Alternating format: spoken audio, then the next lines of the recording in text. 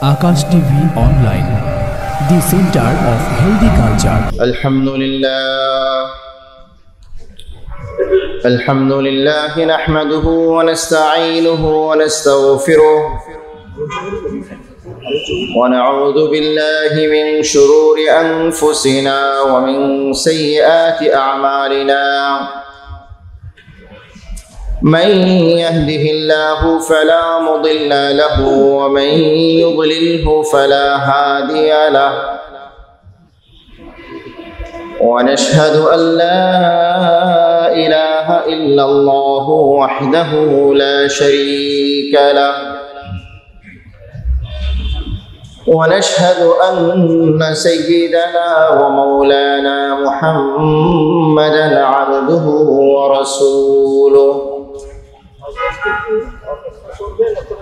أما بعد فأعوذ بالله من الشيطان الرجيم بسم الله الرحمن الرحيم قل يا أيها الناس إني رسول الله إليكم جميعا له ملك السماوات والأرض يحيي ويميت فآمنوا بالله ورسوله النبي الأمي الذي يؤمن بكلماته واتبعوه لعلكم تهتدون وقال تعالى في آية أخرى لقد كان لكم في رسول الله أسوة حسنة لمن كان يرجو الله واليوم الآخر وذكر الله كثيرا وقال رسول الله صلى الله عليه وسلم بعثت معلما وقال رسول الله صلى الله عليه وسلم تركت فيكم أمرين لن تضلوا ما تمسكتم بهما كتاب الله وسنة رسوله أو كما قال عليه الصلاة والسلام صدق الله العظيم وصدق رسوله النبي الكريم ونحن على ذلك لمن الشاهدين والشاكرين والحمد لله رب العالمين اللهم صل على محمد وعلى آل محمد كما صليت على إبراهيم وعلى آل إبراهيم إنك حميد مجيد اللهم بارك على محمد وعلى آل محمد كما باركت على إبراهيم وعلى آل إبراهيم إنك حميد مجيد قال الشاعر أحسن منك لم تر قط عيني وأجمل منك لم تلد النساء خلقت مبرأ من كل عيب كأنما خلقت كما تشاء আজকে মাসিমপুর ইসলামী সমাজ কল্যাণ সংস্থা ও পাঠাগারের উদ্যোগে যে মাহফিল অনুষ্ঠিত হচ্ছে এতে উপস্থিত উলামায়ে কেরাম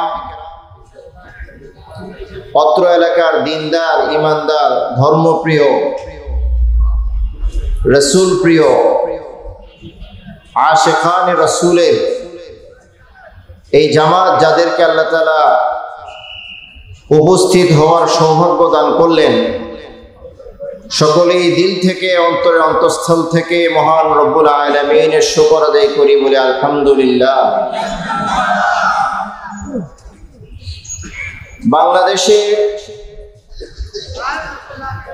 ওয়াজ মাহফিল সাধারণত 3টা শিরোনামে অনুষ্ঠিত হয়। কয়টা শিরোনাম? একটা শিরোনাম হলো তাফসীরুল কোরআন মাহফিল, যার বাংলা হলো কোরআনের তাফসীর সংক্রান্ত মাহফিল। বাংলাদেশে আরেকটা ওয়াজ মাহফিল হয়, নামই হয় ওয়াজ ও দোয়ার মাহফিল। শিরোনাম কি? ওয়াজ এবং দোয়ার মাহফিল। তোমরা এই ভিডিওটা বন্ধ করো, অন্যদের ভিডিও করে, আমার দরকার নেই। 3 নম্বর আরেকটা মাহফিল হয়, যে মাহফিলটার নাম দেওয়া হয় সিরাতুন নবী সাল্লাল্লাহু আলাইহি ওয়াসাল্লাম। মাহফিল কয়টা হয়? কয় ধরনের মাহফিল হয়? আমার কথাগুলো শুনতে হবে, বুঝতে হবে। আমি বোঝার চেষ্টা করব, আপনাদেরকে বোঝানোর চেষ্টা করব, আশা করি ফায়দা হবে ইনশাআল্লাহ। তাহলে কয় শিরোনামে মাহফিল হয়? 3 শিরোনামে মাহফিল হয়। ওয়াজ মাহফিল, তাফসীরুল কোরআন এর মাহফিল এবং সিরাতুন নবীর মাহফিল। 3 শিরোনামে মাহফিল হয়। আমাদের শিরোনামটা হলো সিরাতুন নবী সাল্লাল্লাহু আলাইহি ওয়াসাল্লাম। বলেন আমাদের শিরোনামটা কি? সাল্লাল্লাহু আলাইহি ওয়াসাল্লাম। এই শিরোনামে আমাদের মাহফিল অনুষ্ঠিত হচ্ছে। প্রথমেই আমাদেরকে বুঝতে হবে সিরাতুন নবী অর্থ কি, বা সিরাতুন নবীর মাহফিলের অর্থ কি। এটা বোঝার দরকার আছে না নাই? কারণ শব্দটা তো আরবি। শব্দটা কি বাংলা না আরবি?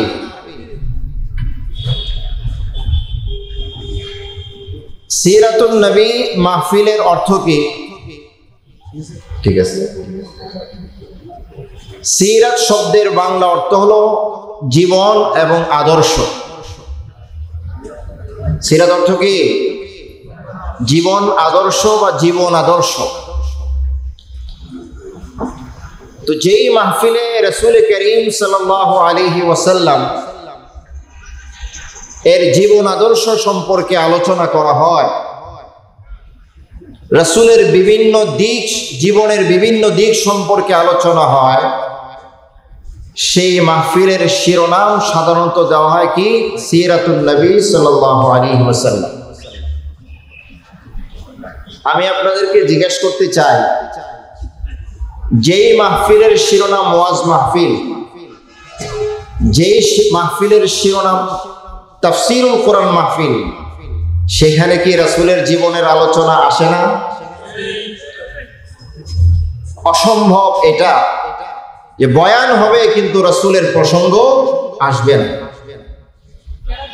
যেখানেই বয়ান হোক, যেই শিরোনামেই বয়ান হোক, সেই শিরোনামের মধ্যে শিরোনাম যাই হোক, রাসূল করিম সাল্লাল্লাহু আলাইহি ওয়াসাল্লামের জীবন আসতেই হবে। আর না হলে সেটা কোনো ওয়াজও না, সেটা কোনো তাফসীরও না, সেটা কোনো সিরাত মাহফিলও না। ঠিকই না? এখন আপনাদের মনে একটা প্রশ্ন আসবে, এই 3 মাহফিল, 3 শিরোনামে মাহফিল হয়, আপনারা সিরাতুন নবী সাল্লাল্লাহু আলাইহি ওয়াসাল্লামের শিরোনাম কেন দিলেন? এরকম একটা মনে প্রশ্ন আসতে পারে কিনা? যদিও না আসে, আমি প্রশ্নটা উঠাইতেছি বোঝার জন্য। আমাদের দেশে অনেকে মাহফিল করে মিলাদুন নবীর নামে। কি নামে? এই শব্দটা কি শুনেছেন না শুনেন নাই? বহু শুনেছেন। মিলাদুন নবী বা ঈদে মিলাদুন নবী, এই শব্দ আর সিরাতুন নবী শব্দের মধ্যে এক ধরনের দ্বন্দ্ব দেখা যায়, দূরত্ব দেখা যায়। একদল তাদের মাহফিল করে ঈদে মিলাদুন নবী বা মিলাদুন নবীর নামে, আরেক দল তাদের মাহফিল করে সিরাতুন নবীর নামে। ঠিক না? যারা মিলাদুন নবীর নামে মাহফিল করে তাদেরকে অনেক সময় বলতে শোনা যায়, মিলাদুন নবী জিন্দাবাদ, সিরাতুন নবী ধ্বংস হোক। নাউজুবিল্লাহ।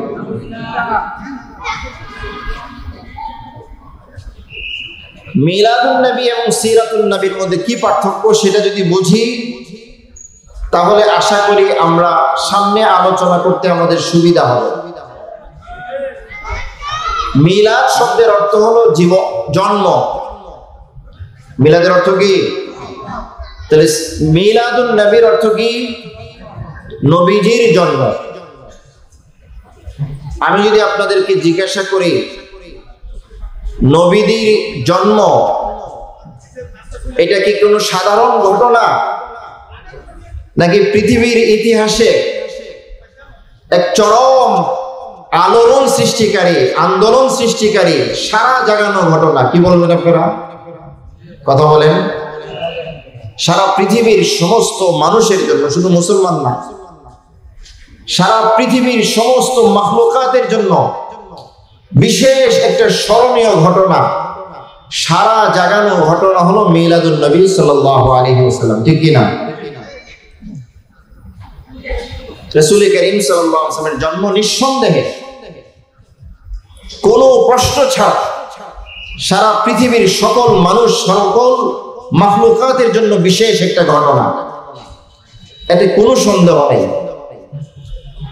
কিন্তু এতে অনুসরণ করার মতো কিছু আছে কি? আমার কথা বুঝতেছেন আপনারা? রাসূলের জন্মের মধ্যে আমাদের ফলো করার, অনুসরণ করার, অনুকরণ করার কোনো কিছু আছে? নাই। এবং রাসূল সাল্লাল্লাহু আলাইহি ওয়াসাল্লামের যে মিলাদ বা জন্ম, সেটা কি অনেক লম্বা ঘটনা না কয়েক মিনিটের ঘটনা? অনেক লম্বা না কয়েক মিনিটের ঘটনা। অর্থাৎ রাসূলের মায়ের প্রসব বেদনা উঠলো, রাসূল জন্ম নিয়ে নিলেন, সেই শ্রেষ্ঠ ঘটনা। ঠিক কিনা? পক্ষান্তরে রাসূল করিম সাল্লাল্লাহু আলাইহি ওয়াসাল্লামের সিরাত বা জীবন আদর্শ যেটা, সেটা কি মুহূর্তের ঘটনা না লম্বা ঘটনা? কত বছরের? 63 বছরের হলেও বিশেষভাবে 23 বছরের। ঠিক না? যখন থেকে রাসূল নবুয়ত পেলেন, রিসালাত পেলেন, তখন থেকে নিয়ে রাসূলের মৃত্যু পর্যন্ত পুরো জীবনের এই অংশটাকে আমরা কি বলবো? সিরাতুন নবী সাল্লাল্লাহু আলাইহি ওয়াসাল্লাম বলবো।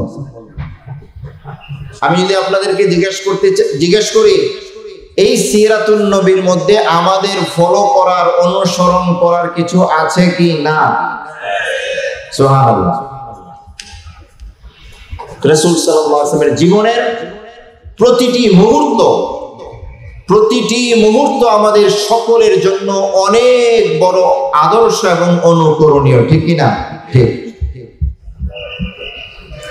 তাহলে সিরাতুন নবী, আপনাদেরকে যদি আমি প্রশ্ন করি সিরাতুন নবী এই শিরোনাম মাহফিলের দেওয়া ভালো হবে না মিলাদুন নবী এই শিরোনাম দেওয়া ভালো হবে? কারণ যেখানে আমাদের অনুসরণের ব্যাপার আছে, অনুকরণের ব্যাপার আছে, মেনে নেওয়ার ব্যাপার আছে, জানার ব্যাপার আছে, জেনে সেটা আমল করার ব্যাপার আছে, এই ধরনের শিরোনাম দিলেই আমাদের জন্য কি হবে? ভালো হবে। তাহলে শিরোনাম দেখে আমরা বুঝলাম আজকের এই মাহফিলের আলোচ্য বিষয় হলো পেয়ারা রাসূল সাল্লাল্লাহু আলাইহি ওয়াসাল্লামের সারা জীবনের বিষয় নিয়ে বা সারা জীবনের কিছু বিষয় নিয়ে এখানে আলোচনা হবে, যে আলোচনাগুলো শুনলে আমাদের জীবনটা ভালো হবে, আমাদের জীবন অনুসরণ করার মতো অনেক কিছু খুঁজে পাবে। ঠিক কি না? এখন আরেকটা জিনিস বোঝার জন্য বলতেছি, একটা হলো সিরাত আর একটা হলো সূরত। সিরাত এবং সূরতের মধ্যে পার্থক্য কি এটাও বোঝা দরকার। সূরত মানে হচ্ছে আকৃতি, সূরত অর্থ কি? আর সিরাত মানে হচ্ছে জীবন আদর্শ। সূরত দিয়ে মানুষ বিচার করা যায় না, মানুষের মান মূল্যায়ন হয় না, মানুষের মান আর মূল্যায়ন হয় কিসের দ্বারা? সিরাত দ্বারা। তাহলে সূরত অর্থ কি? কথা বলেন, আকৃতি। আমার ডান হাত আর বাম হাতের সুরতের মধ্যে খুব বেশি কি পার্থক্য আছে? আকৃতি দুইটা সমান কি সমান না? কিন্তু দুইটার কাজ কি এক না ভিন্ন? ডান হাতের কাজ কি? সমস্ত ভালো কাজের জন্য আল্লাহ তাআলা ডান হাত বানাইছেন, ঠিক না? তুলনামূলক সমস্ত খারাপ কাজের জন্য আল্লাহ তাআলা কি বানাইছেন? বাম হাত বানাইছেন। গত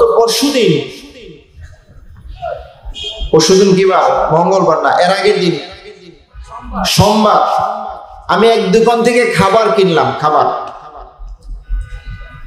খাবার কেনার পরে বাম হাতে আমি খাবারটা নিয়ে নিচ্ছি বেখেয়ালে। আমি যিনি খাবার দিয়েছে তাকে বললাম যে ভাই, আমি খেয়াল করতে পারি নাই খাবারটা ডান হাতে না নিয়ে কোন হাতে নিয়েছি, আমার কাজটা ঠিক হয় নাই।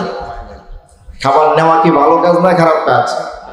খাবার খাওয়া কি ভালো কাজ না খারাপ কাজ? কোন হাতে করা উচিত? নিয়েছি কোন হাতে? আমি বললাম যে ভাই, আমি কাজটা ঠিক করি নাই, বাম হাতে নেওয়া উচিত হয় নাই। তো খাবারের দোকানের বিক্রেতা সেলসম্যান আমাকে বলতেছে, দুটোই তো আল্লাহর সৃষ্টি, ঠিক কি না? কি বলে? কথাটা কি তার ঠিক না বেঠিক হইছে?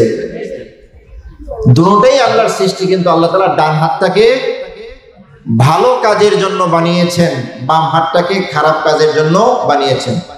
আমরা খাবার খাই ডান হাতে, খাবার খেয়ে যে খাবারটা ময়লা হয়ে বের হয় সেটাকে পরিষ্কার করি কোন হাতে? ইয়া গোলাম সামিল্লাহ ওয়া কুল বিয়ামিনিক ওয়া কুল মিম্মা ইয়ালিক।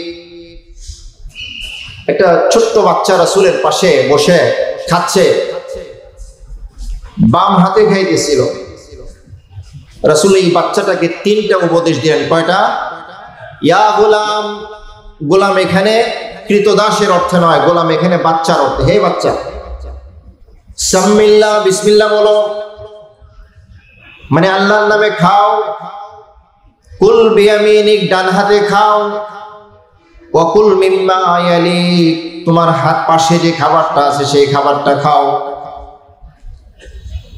উলামায়ে কেরাম বলেন, যখন একসাথে অনেকগুলো মানুষ খায়, বড় পাত্রের মধ্যে 5 জন 7 জন বসে একটা প্লেটে খায়, সব খাবার যদি এক হয়, সবাই বিরিয়ানি খাচ্ছে, সবার সামনে কি দেওয়া হয়েছে? বিরিয়ানি। তো বিরিয়ানি তো আপনার সামনেও আছে, ওনার সামনেও আছে, ওনার সামনে আছে, আপনি কোন দিকে খাবেন? রাসূল বলে দিলেন, তোমার সামনে দিকে খাও, এখানে সেখানে হাত দিও না। আল্লাহ রাসূল বাচ্চাটাকে কি শিক্ষা দিলেন? আল্লাহর নামে খেতে হবে, ডান হাতে খেতে হবে। ডান হাতটাকে আল্লাহ কি জন্য বানাইছেন? কথা বলেন, ভালো কাজের জন্য, খাওয়ার জন্য। কাউকে কিছু দিবেন, কোন হাতে দিবেন? ডান হাতে দিবেন। আল্লাহ রাসূল বলেন, ওই 7 ব্যক্তিকে আল্লাহ রাব্বুল আলামিন কিয়ামতের দিন আরশের ছায়ার নিচে জায়গা দিবেন। যেই 7 ব্যক্তির এক ব্যক্তি হচ্ছে ডান হাতে যা দান করে বাম হাতটা জানে না, ঠিক না? মা তা'লামু শিমালুহু মা তুনফিকু ইয়ামিনুহু, ডান হাত যা দান করে বাম হাতটা জানে না। এখানেও দানের জন্য আল্লাহ তাআলা কোন হাতের কথা বললেন? তো বলতেছিলাম, সূরত মানে হচ্ছে আকৃতি। ডানের হাতের সূরত এক, বাম হাতের সূরত এক, কাজ কি এক? তাহলে সূরত প্রযোজ্য না সিরাত প্রযোজ্য? দেখতে হবে কোনটা? চেহারা দেখতে হবে নাকি ব্যক্তিটার চরিত্র এবং আদর্শ কেমন সেটা দেখতে হবে? অনেক মানুষের চেহারা অনেক সুন্দর হয়, অনেক ভণ্ডপীরদের চেহারা আরো বেশি সুন্দর হয়, ঠিক না? কিন্তু চেহারা দেখে মানুষ নির্ণয় করা যাবে না, বরং তার জীবন এবং আদর্শ দেখে মানুষটাকে কি করতে হবে? নির্ণয় করতে হবে। যদিও আমাদের রাসূল সাল্লাল্লাহু আলাইহি ওয়াসাল্লাম, যার নিয়ে আমি আলোচনা করব, তার চেহারা অনেক অনেক সুন্দর ছিল, সুবহানাল্লাহ। আমি শেয়ার করেছি ওয়া আহসানা মিনকা লাম তারা কাত্তু আইনি। কবি বলেন তোমার চেয়ে সুন্দর চেহারা আমার চোখ কোনোদিন দেখে নাই, অর্থাৎ তোমার মতো সুন্দর মানুষ পৃথিবীতে আমি কোনোদিন দেখি নাই। ও আজমালা মিনকা লাম তালিদিন নিসা, পৃথিবীর যত মা সন্তান জন্ম দিয়েছে তোমার চেয়ে সুন্দর সন্তান পৃথিবীর কোনো মা জন্ম দেয় নাই। সুবহানাল্লাহ। কার সম্পর্কে বলা হচ্ছে? কথা বলেন, আল্লাহ রাসূল সাল্লাল্লাহু আলাইহি ওয়াসাল্লাম। وأحسن منك لم تر قط عيني وأجمل منك لم تلد النساء خلقت مبرأ من كل عيب। আল্লাহ রাব্বুল আলামিন তোমাকে সব ধরনের ত্রুটি বিচ্যুতি থেকে মুক্ত করে জন্ম দিয়েছেন। সুবহানাল্লাহ। তোমার কোনো ত্রুটি, তোমার কোনো বিচ্যুতি তোমার মধ্যে আল্লাহ রাব্বুল আলামিন কি করেন নাই, রাখেন। কান্নামা খুলিকতা কামা তাশাউ, কবি বলেন মনে হয় তুমি যেমনই চেয়েছিলে তেমন করে আল্লাহ তোমাকে বানাইছেন। সুবহানাল্লাহ। অনেক মানুষ চিন্তা করে আমি আরেকটু ফর্সা হইতাম, অনেক মানুষ চিন্তা করে আমার দাঁতগুলো যদি আরেকটু সুন্দর হইতো। আমরা কারো চোখের প্রশংসা করি, ভাই তোমার চোখ বড় সুন্দর। কারো নাকের প্রশংসা করি, তোমার নাকটা বড় সরু, বড় চমৎকার। কারো চুলের প্রশংসা করি, বিভিন্ন আকৃতির প্রশংসা করি। রাসূল সম্পর্কে কবি বলেন তুমি যেমনটা চেয়েছিলে আল্লাহ রাব্বুল আলামিন তোমাকে ওই রকম সুন্দর করেই বানাইছেন। সুবহানাল্লাহ। যদিও আমাদের হাবিব সাল্লাল্লাহু আলাইহি ওয়াসাল্লাম অনেক সুন্দর ছিলেন, কিন্তু রাসূল করিম সাল্লাল্লাহু আলাইহি ওয়াসাল্লামের অনুসরণ যেই কাজটা করতে বলেছেন সেটা আল্লাহ রাব্বুল আলামিন আয়াতে বলেন লাকাদ কানা লাকুম ফি রাসূলিল্লাহি উসওয়াতুন হাসানা। আল্লাহর রাসূলের মধ্যে, ফি রাসূলিল্লাহ আল্লাহর রাসূলের মধ্যে, লাকাদ কানা লাকুম তোমাদের জন্য আল্লাহ রেখেছেন উসওয়াতুন হাসানা, অনেক চমৎকার নমুনা রেখেছেন। সুবহানাল্লাহ। অনেক সুন্দর করে রাসূলকে বানিয়েছেন, কিন্তু আমাদেরকে বলছেন রাসূল সাল্লাল্লাহু আলাইহি ওয়াসাল্লামের চরিত্র এবং আদর্শের জন্য আমরা কি করি, অনুসরণ করি। তোমাদের সকলের জন্য আল্লাহর নবী আল্লাহর রাসূল হলেন। একটু মেহরবানি করে আগে আগে বসেন।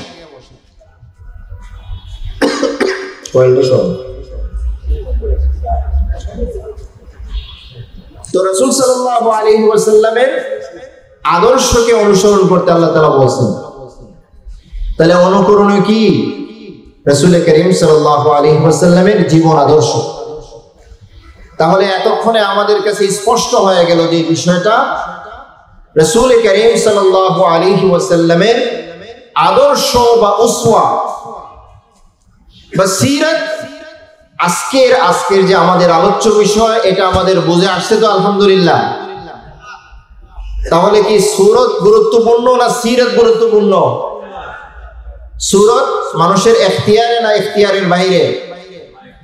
আপনি সুন্দর হবেন, আপনি লম্বা হবেন, আপনি দেখতে কমনীয় হবেন, আপনার চুল সুন্দর হবে, এটা কি আপনার ইচ্ছায় না আল্লাহর ইচ্ছায়?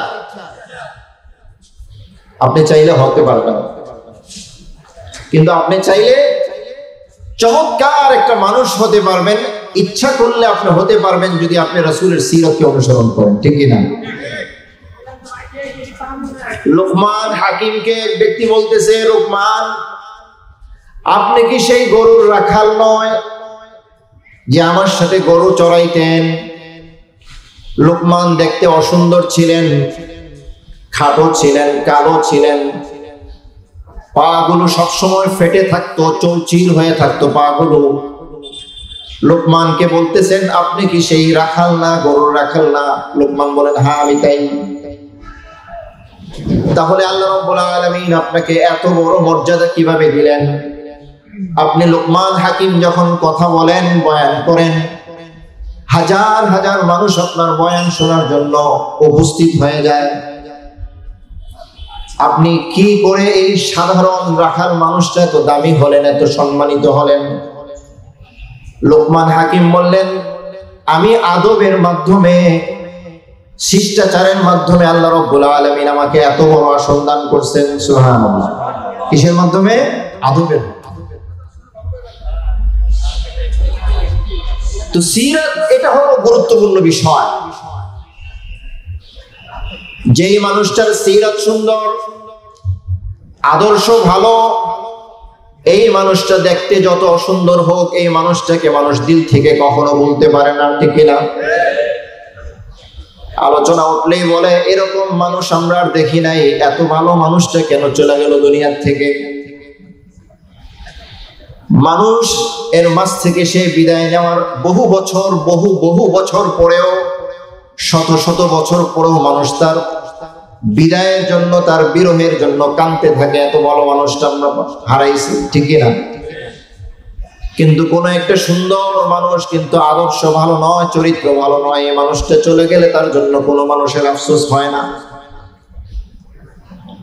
তাহলে আসল বিষয় যেটা, সেটা হলো সিরাত এবং আখলাক এবং চরিত্র, এটা হলো আসল। এবং রাসূল সাল্লাল্লাহু আলাইহি ওয়াসাল্লামকে সর্বোত্তম চরিত্রের সুমহান আদর্শ বানায় আল্লাহ রাব্বুল আলামিন সারা পৃথিবীবাসীর জন্য পাঠাইছেন। সুবহানাল্লাহ। কি বলছি আমি? দুইটা শব্দ। সর্বোত্তম চরিত্রে সুমহান আদর্শ বানায় সারা পৃথিবীবাসীর জন্য পাঠাইছেন। সুবহানাল্লাহ।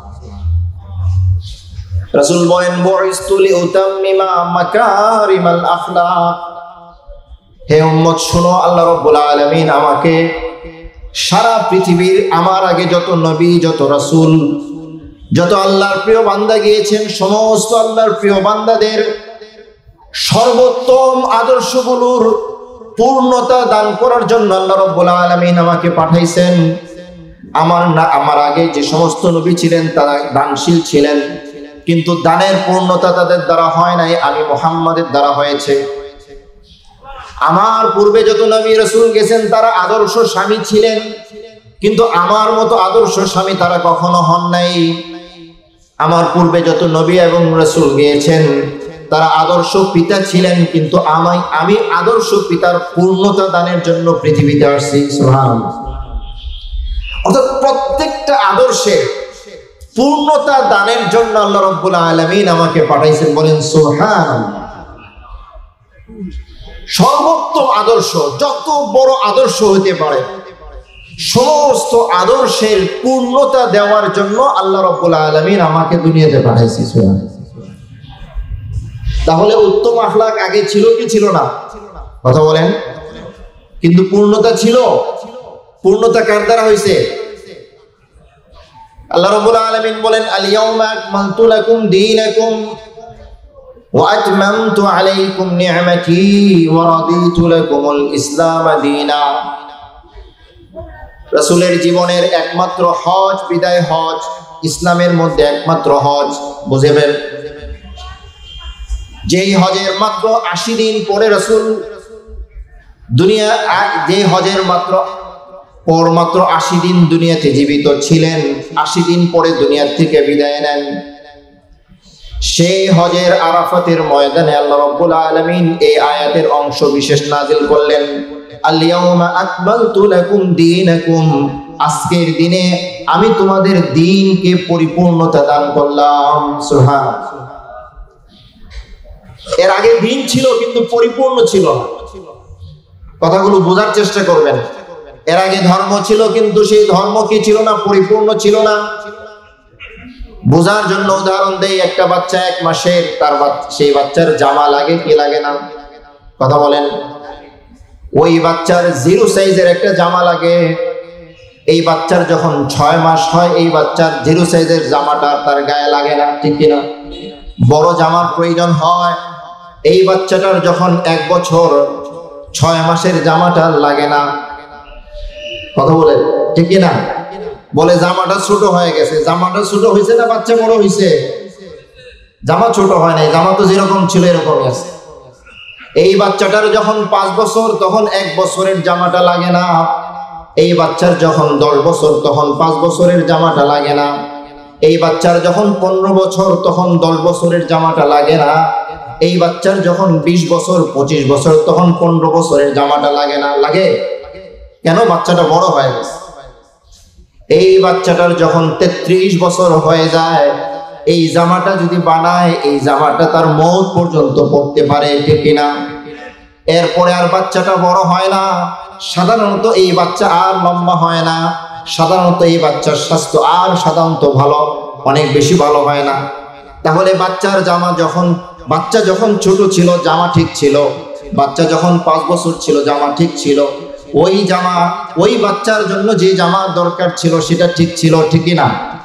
ইসলাম নামক যে জিনিসটা হযরত আদম আলাইহিস সালামের জমানায় যতটুকু ইসলাম দরকার ছিল তখন তাই ছিল।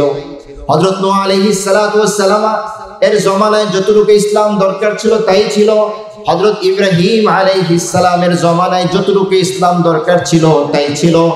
হযরত ঈসা আলাইহিস সালামের জমানায় যতটুকু ইসলাম দরকার ছিল তাই ছিল। কিন্তু কোন নবীর আমলে ইসলাম পরিপূর্ণ হয় নাই। মুহাম্মাদুর রাসূলুল্লাহ সাল্লাল্লাহু আলাইহি ওয়াসাল্লামের জমানায় এসে ইসলাম পরিপূর্ণ হয়েছে। সুবহানাল্লাহ। কথা বুঝে আসছে? তাহলে এর আগে ইসলাম ছিল কি ছিল না? দিন ছিল কি ছিল না? পরিপূর্ণ না অপরিপূর্ণ? পরিপূর্ণ দিন আল্লাহ তাআলা কাকে দিবেন? মুহাম্মাদুর রাসূলুল্লাহকে পরিপূর্ণ দিন দিয়েছেন। একদিন এক ইহুদি হযরত ওমরকে বলতেছে, তোমাদের কোরআনে এমন একটি আয়াত নাজিল হয়েছে, যদি আমরা ইহুদিদের উপরে আয়াতটা নাজিল হইতো তাহলে আমরা সেই দিনটাকে ঈদের দিন বানাইতাম। কি বানাইতাম? ঈদের দিন বানাইতাম। হযরত ওমর জিজ্ঞাসা করে, কোন আয়াতটা সেটা? যে আয়াতটাকে তোমরা ঈদের দিন বানাইতে সেটা কোন আয়াত? তখন ইহুদি বলে, আল ইয়াউমা আকমালতু লাকুম দীনাকুম ওয়া আতমামতু আলাইকুম নি'মাতি ওয়া রাদিতু লাকুমুল ইসলাম দীনা। হযরত ওমর বলে, আমি জানি এই আয়াতটা কোথায় নাজিল হয়েছে, কখন নাজিল হয়েছে। যখন নাজিল হয়েছিল তখন আল্লাহর নবী কোথায় ছিলেন আমার জানা আছে। সুবহানাল্লাহ। অর্থাৎ আমাদের ঈদের দিনেই নাজিল হয়েছে এটা। সুবহানাল্লাহ। ঠিক কি না? কবে নাজিল হয়েছে মনে আছে? বিদায় হজের 9 তারিখ আরাফার ময়দানে আল্লাহর রাসূল যখন অবস্থান করেন তখনই আয়াত নাজিল হয়েছে। এর চেয়ে শ্রেষ্ঠ সময়, শ্রেষ্ঠ জায়গা, শ্রেষ্ঠ মুহূর্ত হইতে পারে? সুবহানাল্লাহ। শ্রেষ্ঠ সময় আরাফাতের দিন, শ্রেষ্ঠ দিন আরাফাতের দিন, শ্রেষ্ঠ সময়, শ্রেষ্ঠ দিন। বুঝে আসছে? কার উপর নাজিল হয়েছে? রাসূলের উপর। তাও কখন? বিদায় হজের। তাহলে আমাদের আগে যত দিন ছিল সেই দিনটা পরিপূর্ণ না অপরিপূর্ণ? কথা বুঝতেছেন আমার? তাহলে আমাদের আগে, আমাদের নবীর আগে যত আখলাক এবং চরিত্র ছিল সেই আখলাক আর চরিত্রটা কি পরিপূর্ণ ছিল না অপরিপূর্ণ ছিল? কথা বুঝতেছেন? তাহলে আল্লাহর নবীকে আল্লাহ রাব্বুল আলামিন দুনিয়াতে কেন পাঠাইছেন? আখলাকের পরিপূর্ণতা দান করার জন্য আল্লাহ রাব্বুল আলামিন তাকে পাঠাইছেন। সুবহানাল্লাহ। আমাদের নবীর আগে পৃথিবীতে নবীদের ইলম দেওয়া হয়েছিল কিনা? কথা বলেন। নবীদের ইলম দেওয়া হয়েছিল কি হয় নাই? কিন্তু সেই ইলম কি পরিপূর্ণ? রাসূল বলেন, উতিতু ইলমাল আউয়ালিন ওয়াল আখিরিন। আমাকে আমার আগে যত নবী গেছে তাদের সকলের ইলম দেওয়া হয়েছে। আমার পরে কিয়ামত পর্যন্ত যত সময় আছে সব ইলম আমি নবীকে একলা দেওয়া হয়েছে। সুবহানাল্লাহ। তাহলে নবীর ইলমও পরিপূর্ণ। হযরত মুসা আলাইহিস সালাম আলেম ছিলেন, বড় আলেম। হযরত ইব্রাহিম তার চেয়ে বড় আলেম ছিলেন, কিন্তু মুহাম্মাদুর রাসূলুল্লাহর চেয়ে বড় আলেম কেউ ছিলেন না। তো আল্লাহ রাব্বুল আলামিন, আল্লাহ রাসূল বলেন, বুইস্তু লিউতাম্মিমা মাকারিমাল আখলাক।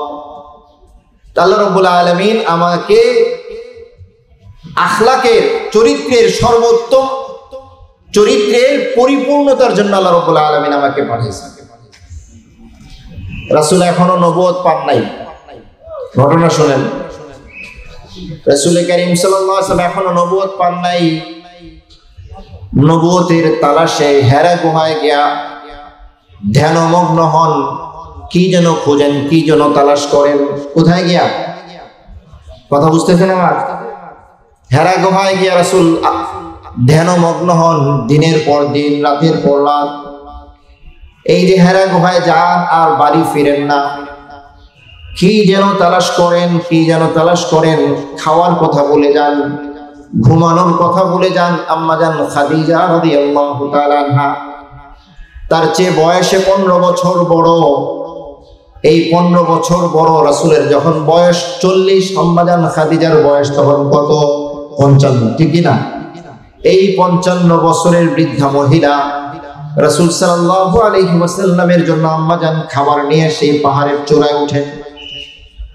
কয়েকদিনের জন্য চলে যান রাসূল, আবার আম্মা জান খাবার নিয়ে যান। যখন এই ধ্যানের সময় শেষ হলো, আল্লাহ রাব্বুল আলামিনের পক্ষ থেকে ফয়সালা হলো রাসূলকে নবুয়ত দিবেন, রিসালাত দিবেন। হেরা গুহায় ধ্যান করতেছেন, এমন সময় হযরত জিবরাইল আমিন রাসূলের সামনে এসে হাজির। একটা মানুষের আকৃতি ধারণ করে জিবরাইল আমিন আসছেন, একটা যুবকের আকৃতি ধরে এসে বলতেছেন, ইয়া মুহাম্মদ ইকরা, হে নবী আপনি পড়েন। আল্লাহর রাসূল সাল্লাল্লাহু আলাইহি ওয়াসাল্লাম এই 40 বছর পর্যন্ত কোনো পড়াশোনা করেন নাই। কি করেন নাই? কথা বুঝতেছেন? আল্লাহ তাআলা কোন মানুষকে কোন নবীর উস্তাদ বানান নাই, এটা আল্লাহ তাআলার একটা সুন্নাত। এটা কি? কার সুন্নাত? আল্লাহর আবার সুন্নাত হয় নাকি? আমার এক মুসল্লি আমাকে একদিন জিজ্ঞেস করে, অনেক বছর আগে, এখনো আছে, এখন আমার পিছনে নামাজ পড়ে, হুজুর আমরা তো নবীর জন্য সুন্নত করি, নবী কার জন্য পড়েন? আমার কথা বুঝতেছেন? আমাকে কি প্রশ্ন করছে? আমরা তো নবীর জন্য সুন্নত পড়ি, তো নবী কার জন্য পড়ে? তার মানে তিনি সুন্নত শব্দটা ওনার বুঝতে কি হয়েছে? ভুল হয়েছে। পানি বা পাবে। সুন্নত হলো,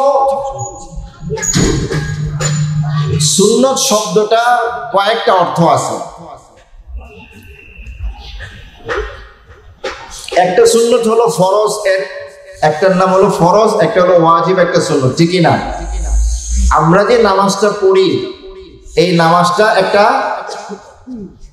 একটা বিশেষ নাম দেওয়া হয়েছে। শরীয়ত নামাজের 4টা ক্যাটাগরি করছে। কয়টা ক্যাটাগরি? আমার কথা বুঝতেছেন? এক ধরনের নামাজকে কি বলে? ফরজ। এক ধরনের নামাজকে কি বলে? ওয়াজিব। আরেক ধরনের নামাজকে কি বলে? সুন্নত। আরেক ধরনের নামাজকে কি বলে? নফল বা মুস্তাহাব। তাহলে এখানে সুন্নত অর্থ কি? একটা বিশেষ স্তর, ঠিক না? এই স্তরটা কেমনে হয়? দলিলের কারণে। দলিল অনেক বেশি শক্তিশালী হলে সেটার নাম ফরজ, দলিল একটু দুর্বল হলে এটার নাম হলো ওয়াজিব, দলিল আরেকটু দুর্বল হলে সেটার নাম হলো কি? সুন্নত। বিস্তারিত বয়ান করার বিষয় না আমার, কারণ যেহেতু আমি এটা নিয়ে আলোচনা করতেছি না। সুন্নতের আরেকটা অর্থ হলো রাসূল সাল্লাল্লাহু আলাইহি ওয়াসাল্লামের পথ ও পদ্ধতি। রাসূল সাল্লাল্লাহু আলাইহি ওয়াসাল্লামের চিন্তা চেতনাকে কি বলে? সুন্নত বলে। তাহলে আমরা যে সুন্নত পড়ি, এই সুন্নতটা কিসের অর্থে? বুঝে আসছে আমার কথা? বলেন। এটা নামাজের একটা বিশেষ স্তরের অর্থে। একটা স্তরের নাম ফরজ, একটা স্তরের নাম ওয়াজিব, আর একটা স্তরের নাম কি? এটা কি রাসূলের জন্য পড়া হয় না আল্লাহর জন্য পড়া হয়? আমরা কেউ কি রাসূলের জন্য সুন্নত পড়ি না আল্লাহর জন্য পড়ি? তো আমার ওই মুসল্লি কি মনে করতো? ফরজটা হলো আল্লাহর জন্য, সুন্নতটা হলো কার জন্য? রাসূলের জন্য। এই জন্য ওনার মনে প্রশ্ন আসছে, আমরা তো সুন্নত পড়ি ঠিক আছে রাসূলের জন্য, কিন্তু রাসূল কার জন্য পড়বো? এই কারণে তার মনে প্রশ্ন আসছে। আমাদের প্রশ্নের উত্তর পাইলাম তো। এই সুন্নতের অর্থ কি? একটা স্তরকে সুন্নত বলা হয়। এটা ফরজের একটা স্তর, ওয়াজিবের একটা স্তর, সুন্নতের একটা স্তর। আমার কথা বুঝতেছেন? হ্যাঁ। তো রাসূল করিম সাল্লাল্লাহু আলাইহি ওয়াসাল্লামকে আল্লাহ রাব্বুল আলামিন এখন আল্লাহর সুন্নত শব্দটার অর্থ কি? তো সুন্নতের আমুসি কয়েকটা অর্থ আছে। সুন্নতের একটা অর্থ হচ্ছে পথ এবং পদ্ধতি, নিয়ম এবং তরিকাকে বলে। তাহলে সুন্নতুল্লাহ, আল্লাহর সুন্নত, এই শব্দটা কি ভুল না সহি? আমার কথা বুঝতেছেন? মানে আল্লাহর নিয়ম, আল্লাহর পদ্ধতি, আল্লাহর শাশ্বত নিয়ম, যেই নিয়মটা আল্লাহ তাআলা সারা পৃথিবীর বাসীর জন্য নির্ধারণ করছেন। যেমন আল্লাহ তাআলার একটা সুন্নত হলো মা এবং বাবার মিলন হওয়ার মাধ্যমে সন্তান হবে, এটা আল্লাহ তাআলার সুন্নত। কোরআন শরীফে আছে সুন্নাতুল্লাহ, এই শব্দটা কোথায় আছে? সুন্নাতুল্লাহিল্লাতী, আল্লাহর সুন্নত। তাহলে আল্লাহর পদ্ধতি, আল্লাহর নিয়ম। তো সাধারণ নিয়ম কি? মা এবং বাবার মিলনে বাচ্চা হবে, এটা হলো আল্লাহর সুন্নত। কিন্তু এর ব্যতিক্রম আল্লাহ তাআলা করতে পারেন কি পারেন না? ঈসা আলাইহিস সালামকে আল্লাহ তাআলা মায়ের মাধ্যমে জন্ম দিয়েছেন, বাবার প্রয়োজন হয় নাই। হযরত আদম আলাইহিস সালামকে আল্লাহ তাআলা মা বাবা কাউকে ছাড়া জন্ম দিয়েছেন, ঠিক কি না? হযরত হাওয়াকে পুরুষের মাধ্যমে জন্ম দিয়েছেন, মায়ের প্রয়োজন হয় নাই।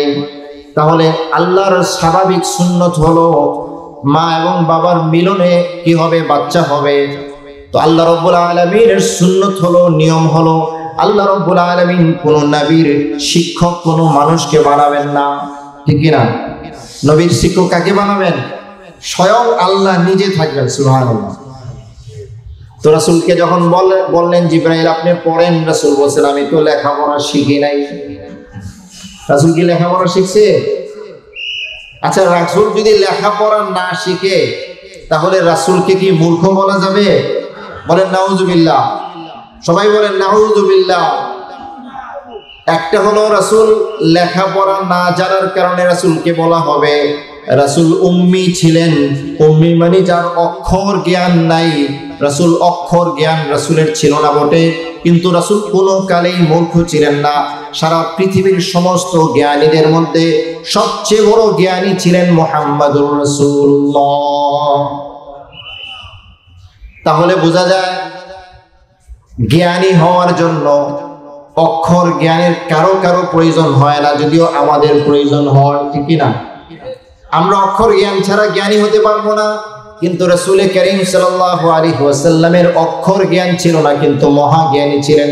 আমি একটু আগে বলছি, রাসূল বলেছেন উতীতু ইলমাল আউয়ালিন ওয়াল আখিরিন, আমার আগে যত নবী গেছেন সকলের ইলম আমাকে দেওয়া হয়েছে, আমার পরে যত মানুষ পৃথিবীতে আসবে সবার ইলম আমাকে দেওয়া হয়েছে, সুবহানাল্লাহ।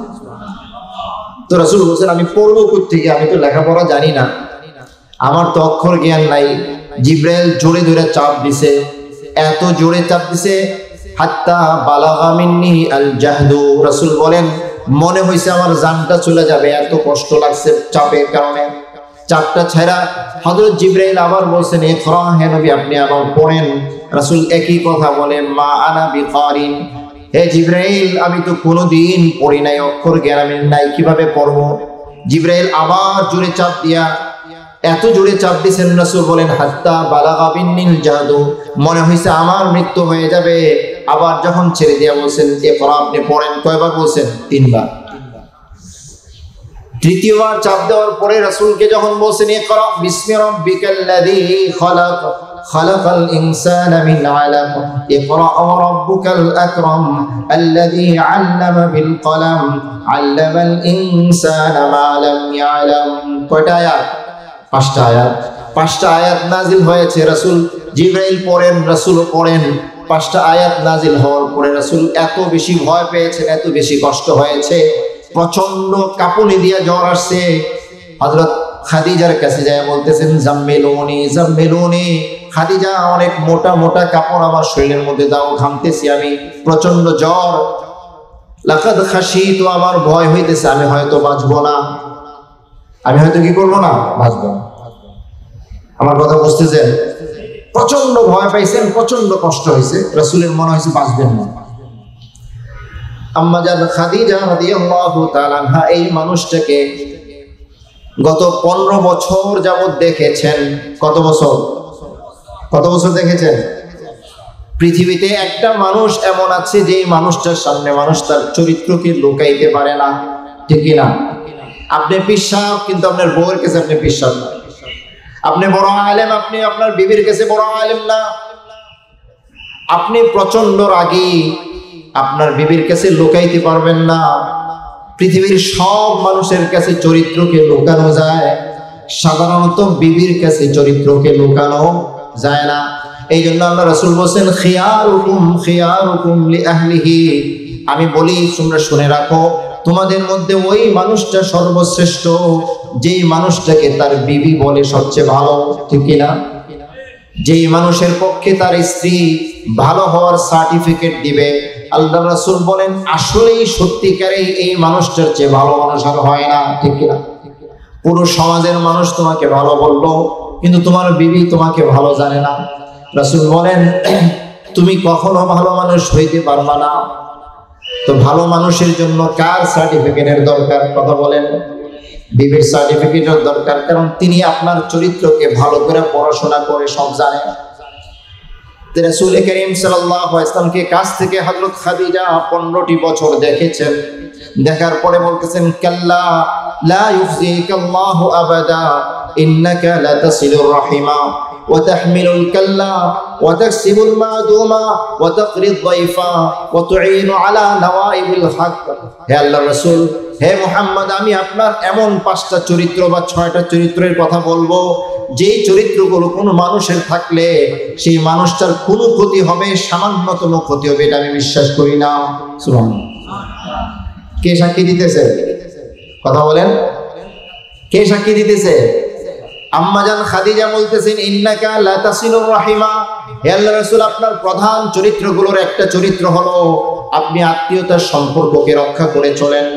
পৃথিবীতে আত্মীয়তার সম্পর্ক রক্ষাকারী যে, রাসূল বলেন কোন ব্যক্তি যদি 2টা পুরস্কার চায়, কয়টা পুরস্কার? একটা পুরস্কার হলো সে মারা যাবে কিন্তু তার প্রশংসা পৃথিবীতে থাকবে। আরেকটা পুরস্কার হলো সে তার রিজিকের মধ্যে প্রচুর পরিমাণে বরকত পাইতে চায়। রাসূল বলেন ফালিয়াসিল রাহিমাহু, সে যেন তার আত্মীয়দের সাথে ভালো আচরণ করে। মনে থাকবে কয়টা পুরস্কার? আত্মীয়তার সাথে ভালো সম্পর্ক রাখার পুরস্কার কয়টা? কে বলছেন এটা? যে ব্যক্তি প্রচুর রিজিক পাইতে চায়, রিজিকের বরকত পাইতে চায়, এবং যে ব্যক্তি মৃত্যুর পরেও মানুষের মাঝে অমর হইতে চায়। মানুষের মাঝে কি হইতে চায়? ভালো মানুষ হিসাবে বেঁচে থাকতে চায়। সে যেন 2টা কাজ করে। সে যেন কয়টা কাজ করে? একটা কাজ করে। কি? আত্মীয়তার সম্পর্ক। তো রাসূলকে বলতেছেন ইন্নাকা লা তাসিলুর রাহিমা। হে আল্লাহর রাসূল, আপনি তো আত্মীয়দের সাথে ভালো আচরণ করেন। সুবহানাল্লাহ। রাসূল বলেন কোরআন শরীফের হাদিস শরীফের মধ্যে আছে লাইসাল ওয়াসিলু বিল মুকাফি ইন্নামাল ওয়াসিলু ইযা কুতিআত রাহিমুহু ওয়া সালাহা। যে আত্মীয় বদলা দেয় সে আত্মীয়তা সম্পর্ক রক্ষাকারী না। বদলা দেওয়ার অর্থ বুঝেন, আপনার মেয়ের বিবাহে আপনার এক আত্মীয় 2000 টাকা দিয়েছে, আপনি তার মেয়ের বিবাহে 2000 টাকা দিলেন। আপনার বাড়িতে আসার সময় কমলা আর আপেল নিয়ে আসছে, আপনিও তার বাড়িতে যাওয়ার সময় কমলা আপেল নিয়ে গেলেন। রাসূল বলেন আপনি আত্মীয়তার সম্পর্ককারী রক্ষাকারী নন। আত্মীয়তার সম্পর্ক রক্ষাকারী হলো ইদা কুতিআত রাহিমুহু ওয়া সালাহা। আপনাকে গালি দেয়, আপনার সাথে দুর্ব্যবহার করে, আপনার সাথে জমিনিয়া ঝগড়া করে, আপনার ছেলে মেয়েদেরকে প্রহার করে, এরকম আত্মীয়র সাথে যদি ভালো ব্যবহার করতে পারেন, রাসূল বলেন আপনি হলেন আত্মীয়তার সম্পর্ক রক্ষাকারী। সুবহানাল্লাহ। হাদিস শরীফের মধ্যে আছে সহিহ বুখারীতে রাসূল সাল্লাল্লাহু আলাইহি ওয়াসাল্লাম বলেন আল্লাহ রাব্বুল আলামিন যখন আত্মীয়তাকে সৃষ্টি করলেন, আত্মীয়তার সম্পর্ককে যখন সৃষ্টি করলেন, দেখা যায় আত্মীয়তার সম্পর্ক, এটা দেখা যায়? কথা বলেন না কেন? দেখা যায় না। এটাকে যখন আল্লাহ রাব্বুল আলামিন সৃষ্টি করলেন, আল্লাহ রাব্বুল আলামিন বলেন ওইটা আমার কোমরের মধ্যে এরকম জড়ায়া ধরলো। সুবহানাল্লাহ। আল্লাহই ভালো জানেন এটা কি অর্থ। আল্লাহর কোমরে জড়ায়া ধরছে কে? আত্মীয়তা। আল্লাহ রাব্বুল আলামিন বলেন এই আত্মীয়তা আমার কোমর কেন জড়ায় ধরছো? আমি তোমার কাছে পানাহ চাই যেন আমাকে নষ্ট না করা হয়। তখন আল্লাহ রাব্বুল আলামিন বলেন আমার কোমর ছাড়ো, আমি তোমার সাথে একটা ওয়াদায় আবদ্ধ হচ্ছি। সুবহানাল্লাহ বলেন। আল্লাহ আত্মীয়তাকে বলতেছেন আমি তোমার সাথে একটা ওয়াদায় আবদ্ধ হচ্ছি, যে ব্যক্তি তোমার সম্পর্ককে রক্ষা করবে আমি আল্লাহ তার সাথে আমার সম্পর্ককে জড়ায় দিব। সুবহানাল্লাহ। যে আত্মীয়তাকে রক্ষা করবে আল্লাহ তাআলা বলেন আমি তার সাথে সম্পর্ক জড়ায় দিব। ওয়াইদা কাতাহা, যে ব্যক্তি আত্মীয়তার সম্পর্ককে নষ্ট করবে আল্লাহ বলেন আমি রব্বের সাথে তার সম্পর্ককে ছিন্ন করে দিব। নাউজুবিল্লাহ। যাও ছাড়ো। আচ্ছা ঠিক আছে, যেহেতু আমার সাথে ওয়াদা করলেন, আপনি আমার সাথে সম্পর্ক রাখলে আপনি সম্পর্ক রাখবেন, আমার সাথে সম্পর্ক নষ্ট করলে আপনি সম্পর্ক নষ্ট করে দিবেন, আমি ছেড়ে দিলাম। সুবহানাল্লাহ। তাহলে আত্মীয়তার সম্পর্ক যে রক্ষা করবে, সম্পর্ক রক্ষা করার অর্থ কি বুঝলাম তো? রাসূল বলেন যে ব্যক্তি আত্মীয়তার সম্পর্ককে নষ্ট করে সে জাহান্নামী, নাউযুবিল্লাহ। তো রাসূলকে প্রথম কথা আম্মা জান খাদিজা বললেন, ইন্নাকা লা তাসিলুর রাহিম, আপনার প্রথম গুণ হলো আপনি আত্মীয়তার সম্পর্ক রক্ষা করেন। এই ওয়াজের অর্থ কি ভাই? আমরা আজকে এখন থেকে নিয়ত করতে পারি না আমার আত্মীয়দের সাথে সম্পর্ক রক্ষা করবো ইনশাআল্লাহ? যদি আমাকে গালি দেন, যদি আমার সাথে জমি নিয়ে দ্বন্দ্ব করেন, যদি আমার সাথে রাগারাগি করে, গালাগালি করে, তাও রক্ষা করবো, কারণ তাইলেই তো রক্ষা করা হয়। সেটা কি সহজ না কঠিন? কঠিন।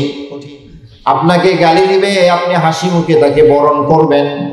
আপনার সাথে জমি নিয়ে বাড়াবাড়ি করবে, আপনি তার সাথে হাসি মুখে আচরণ করবেন। আপনার নামে মামলা করবে জমি নিয়ে অন্যায়ভাবে, আপনি তার সাথে ভালো আচরণ করবেন। কাজটা কি সহজ না কঠিন? কঠিন। আল্লাহ তাআলা আমাদেরকে এই কঠিন কাজটা করার তৌফিক দান করেন। কেন? কারণ এটা আমার হাবিব সাল্লাল্লাহু আলাইহি ওয়াসাল্লামের আদর্শ, ঠিক না? কার আদর্শ? যার নামে আজকে মাহফিল হচ্ছে তার আদর্শ হলো আত্মীয়তার সম্পর্ক রক্ষা করা।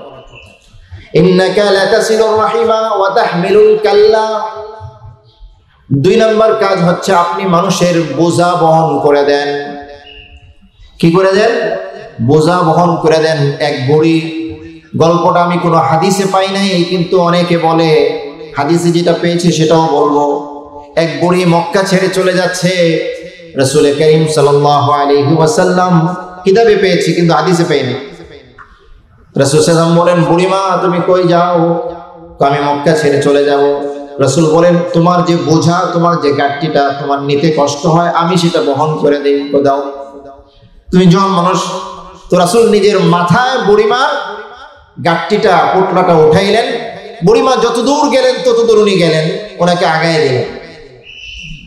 বুড়িমা যেখানে যাওয়া শেষ, সেখানে রাসূল গাট্টিটা নামায় দিলেন। বুড়িমাকে জিজ্ঞেস করলেন, বুড়িমা কেন চলে যাচ্ছ? তো মুহাম্মদ নামে এক ধর্মত্যাগীর কারণে আমি চলে যাইতেছি। কার কারণে? মুহাম্মদ নামে এক ধর্মত্যাগী। রাসূলকে কাফেরদের ভাষায় কি বলা হতো? বাপ মার ধর্মত্যাগকারী বলা হতো। রাসূলকে ধর্মত্যাগী বলা হতো, সাবি বলা হতো। তো রাসূল জিজ্ঞেস করলেন, এই বুড়িমা তুমি কি মুহাম্মদকে চিনো? না চিনি না। তো যদি পরিচয় দেওয়া হয় চিনবা কিনা? কোথাও চিনবো না। তো আমি মুহাম্মদ। সুবহানাল্লাহ। আর যেই কথাটা হাদিসের মধ্যে আছে সহিহ বুখারীতে, রাসূল করিম সাল্লাল্লাহু আলাইহি ওয়াসাল্লাম সফরে বের হয়েছেন, সাহাবায়ে কেরাম 40 জন সাথে। কতজন? রাস্তার মধ্যে পানি নাই, পানির খুব অভাব দেখা গেছে। রাসূল করিম সাল্লাল্লাহু আলাইহি ওয়াসাল্লাম হযরত আলী এবং আরেকজন সাহাবীকে বললেন, দেখো তো পানি কোথায় পাওয়া যায়। হযরত আলী এবং আরেকজন সাহাবী পানির উদ্দেশ্যে রওনা করলেন। অনেক দূর পর্যন্ত গেলেন, পানির কোনো খোঁজ খবর নাই। রাস্তার মধ্যে এক মহিলাকে দেখলেন, উটের উপরে সাওয়ার হয়ে যাচ্ছে, 2 পাশে 2 মশক ভর্তি পানি। জিজ্ঞেস করলেন, মা এই পানি তুমি কোথায় পেয়েছো? আমাদের তো পানি দরকার। মহিলা বললেন, আজকে আমি 12টার সময় যেই জায়গাটায়, কালকে 12টার সময় আমি পানির কাছে ছিলাম। তার মানে তুমি যদি পানি আনতে হয় তাহলে কমপক্ষে 24 ঘন্টার দূরত্বে তোমাকে যাইতে হবে। কয় ঘন্টা? সাহাবায়ে কেরাম চিন্তা করলেন, 24 ঘন্টা, এই 40 জন মানুষ পানি ছাড়া বাঁচা যাবে না। বলেন, তোমাকে আমাদের একটা অনুরোধ, তুমি আমাদের সাথে চলো মুহাম্মদের কাছে। কার কাছে? তো সে বলে, কোন মুহাম্মদ? ওই যে বাপ দাদার ধর্ম ত্যাগ করছে সেই লোকটা। তুমি যেটা মনে করো চলো। তো ওই মহিলাকে রাসূল সাল্লাল্লাহু আলাইহি ওয়াসাল্লামের কাছে নিয়ে আসছে। রাসূল সাল্লাল্লাহু আলাইহি ওয়াসাল্লাম মহিলাকে বলেন, মা তোমার এই 2 মশক পানি থেকে আমরা একটু উপকৃত হব, কিন্তু পানি কমবে না। একটু উপকৃত হইতে চাই, পানি কমবে না, তোমার পানি যা ছিল তাই থাকবে। তুমি একটু দয়া করে উটের থেকে নামে এখানে বসো। আচ্ছা ঠিক আছে। রাসূল কি যেন পরে মশকের মুখের মধ্যে ফু দিলেন। সাহাবায়ে কেরামকে বললেন, যার যত পানি লাগে মশকের নিচের জায়গাটা খুলে নিতে থাকো। 24 জন সাহাবী সবাই পানি খেলেন, পানি নিলেন, পাত্র ভরলেন, উটগুলোকে প্রচুর পরিমাণে পানি পান করাইলেন। এরপরে রাসূল সাল্লাল্লাহু আলাইহি ওয়াসাল্লাম সাহাবীদেরকে বললেন, যেহেতু এই মহিলার পানি দ্বারা তোমরা উপকৃত হয়েছে, তাকে কিছু হাদিয়া দাও। আপনার দ্বারা যদি আমি উপকৃত হই, আপনার একটা ইহসান, একটা দয়া যদি আমার উপর হয়, আপনাকে হাদিয়া দেওয়া উচিত না? কিছু হাদিয়া দাও। সাহাবায়ে কেরাম যার কাছে যা ছিল সবাই মিলে হাদিয়া দিলেন। হাদিয়া দেওয়ার পরে অবস্থা এরকম হলো, সাহাবায়ে কেরামের হাদিয়া দ্বারা এই মহিলার অনেক বড় একটা বড় ঘাটতি হয়ে গেল।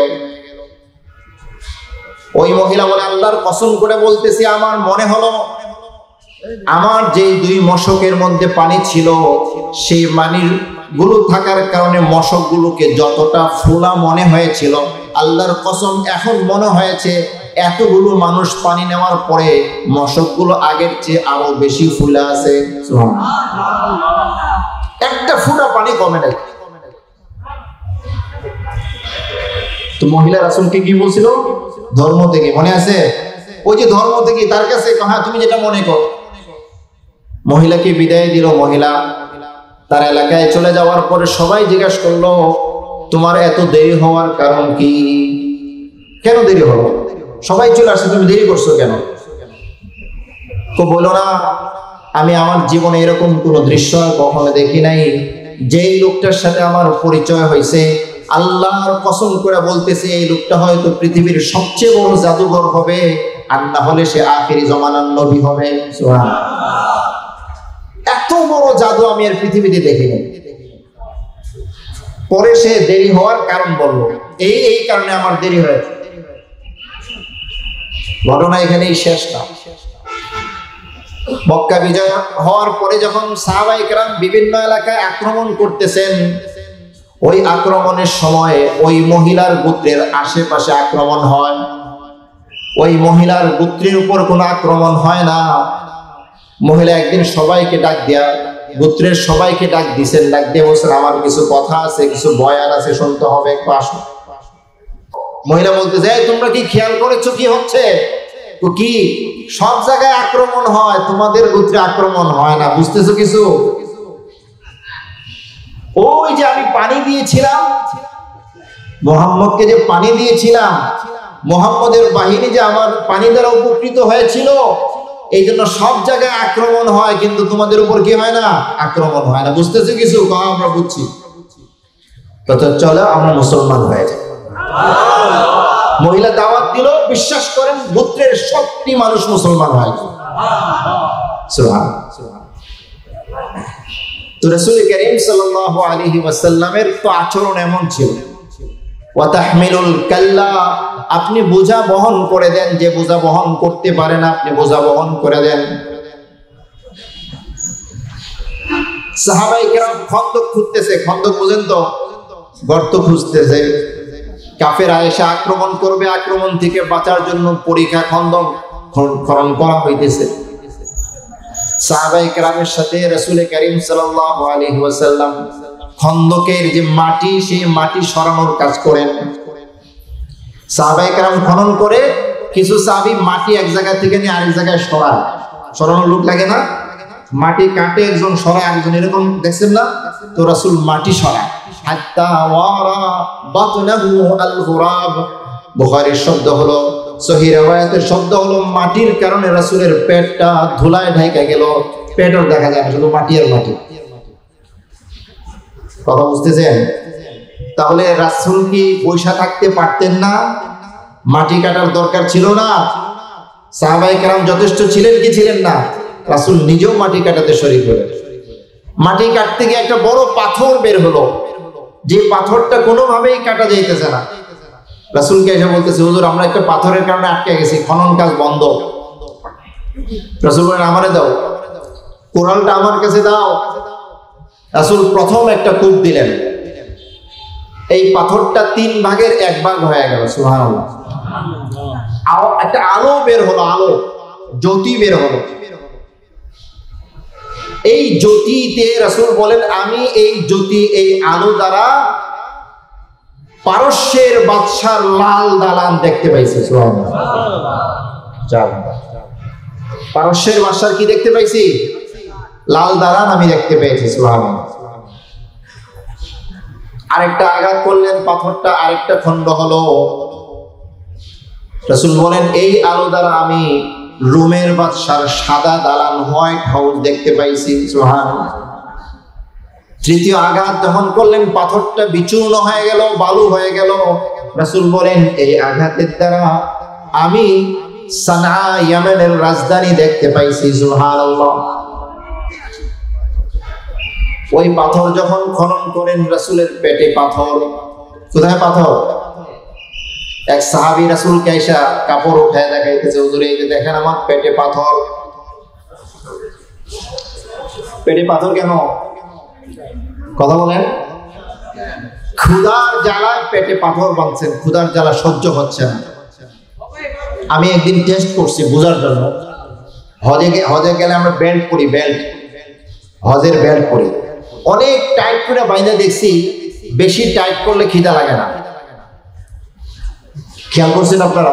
দেখবেন কিছু জিনিস হাদিস বোঝার চেষ্টা করবেন। অনেক টাইট করে বাচ্চি দেখছি যে পেটে আর কি লাগে না, খিদা লাগে না, আর অল্প খাইলে কি হয়ে যায়, পেট ভরে যায়। না হলে আপনারা টেস্ট করে দেখেন। তাহলে প্রচন্ড খিদা লাগার কারণে পেটে কি করছেন, পাথর বাঁধছেন। প্রচন্ড খিদার কারণে পেটে কি করছেন, পাথর বাঁধছেন। ইন্নাকা ওয়া তাহমিলুল কাল্লা, আপনি বোঝা বহন করেন। কয় নম্বর কথা? 2 নম্বর কথা, আপনি বোঝা বহন করেন। রাসূল করিম সাল্লাল্লাহু আলাইহি ওয়াসাল্লাম কি করেন? বোঝা বহন করেন। তো এখানে আমি বলতেছিলাম যে ওয়া তাহমিলুল কাল্লা, রাসূল সাল্লাল্লাহু আলাইহি ওয়াসাল্লাম কি করেন? বোঝা বহন করেন। 3 নম্বর হচ্ছে ওয়া তাকরিদ দাইফা, আপনি মেহমানদারি করেন। রাসূল করিম সাল্লাল্লাহু আলাইহি ওয়াসাল্লামের একটা বড় বৈশিষ্ট্য ছিল, রাসূল ছিলেন মেহমান নওয়াজ। বলেন কি ছিলেন রাসূল? খুব আপ্যায়ন করতেন। আমাদের মধ্যে এই চরিত্রটা নাই। আরবদের মধ্যে আল্লাহ রাব্বুল আলামিন রাসূলের আখলাক হিসেবে এই চরিত্রটা এখনো রাখছেন। হজে গেলে দেখা যায়, আমি হজে তখনও যাই নাই, ছোট মানুষ। আমার উস্তাদজি বলতেছেন রমজান মাসে উমরা করতে গিয়েছি, তো 2 বাচ্চা 2 হাতে ধরছে। এক বাচ্চা এই হাতে, আরেক বাচ্চা এই হাতে। এই বাচ্চা টানে আমার দস্তরখানে আসেন, এই বাচ্চা টানে আমার দস্তরখানে আসেন। অর্থাৎ 2 বাচ্চা আমাকে একজনকে নিয়ে টানতেছে। দুজনেই কি চায়? আমি যেন তার দস্তরখানের কি হই, মেহমান হই। আরবদের মধ্যে প্রচুর দেখা যায়। রাসূল করিম সাল্লাল্লাহু আলাইহি ওয়াসাল্লাম উত্তরাধিকারী সূত্রে এই জিনিস পাইছেন। হযরত ইব্রাহিম আলাইহিস সালাতু ওয়াস সালাম তার সারা জীবনের এক বেলাও মেহমান ছাড়া খান নাই। সুবহানাল্লাহ। রাসূলের পূর্বপুরুষ কে? আমার কথা বুঝতেছেন? রাসূলের পূর্বপুরুষ কে? ইব্রাহিম আলাইহিস সালাম। উনি এক বেলাও মেহমান ছাড়া খান নাই। একদিন ইব্রাহিম আলাইহিস সালাম খেতে বসছেন, মেহমান খুঁজে পান না। তো রাস্তায় গিয়ে একজন লোককে পাইছেন, ভাই তুমি আসো আমার সাথে খাবে। মেহমান ছাড়া তো ওনার খাওয়ার অভ্যাস নাই। তো ওই লোকটাকে ডাইকে আনছেন, ভাই আমার সাথে বসো, বসছে খাইতে। তো ইব্রাহিম আলাইহিস সালাম বলছেন বিসমিল্লাহ বলো। কোন আমি তো বিসমিল্লাহ বলবো না, আমি কাফের, আমি আল্লাহর নাম নিয়ে খাবো না।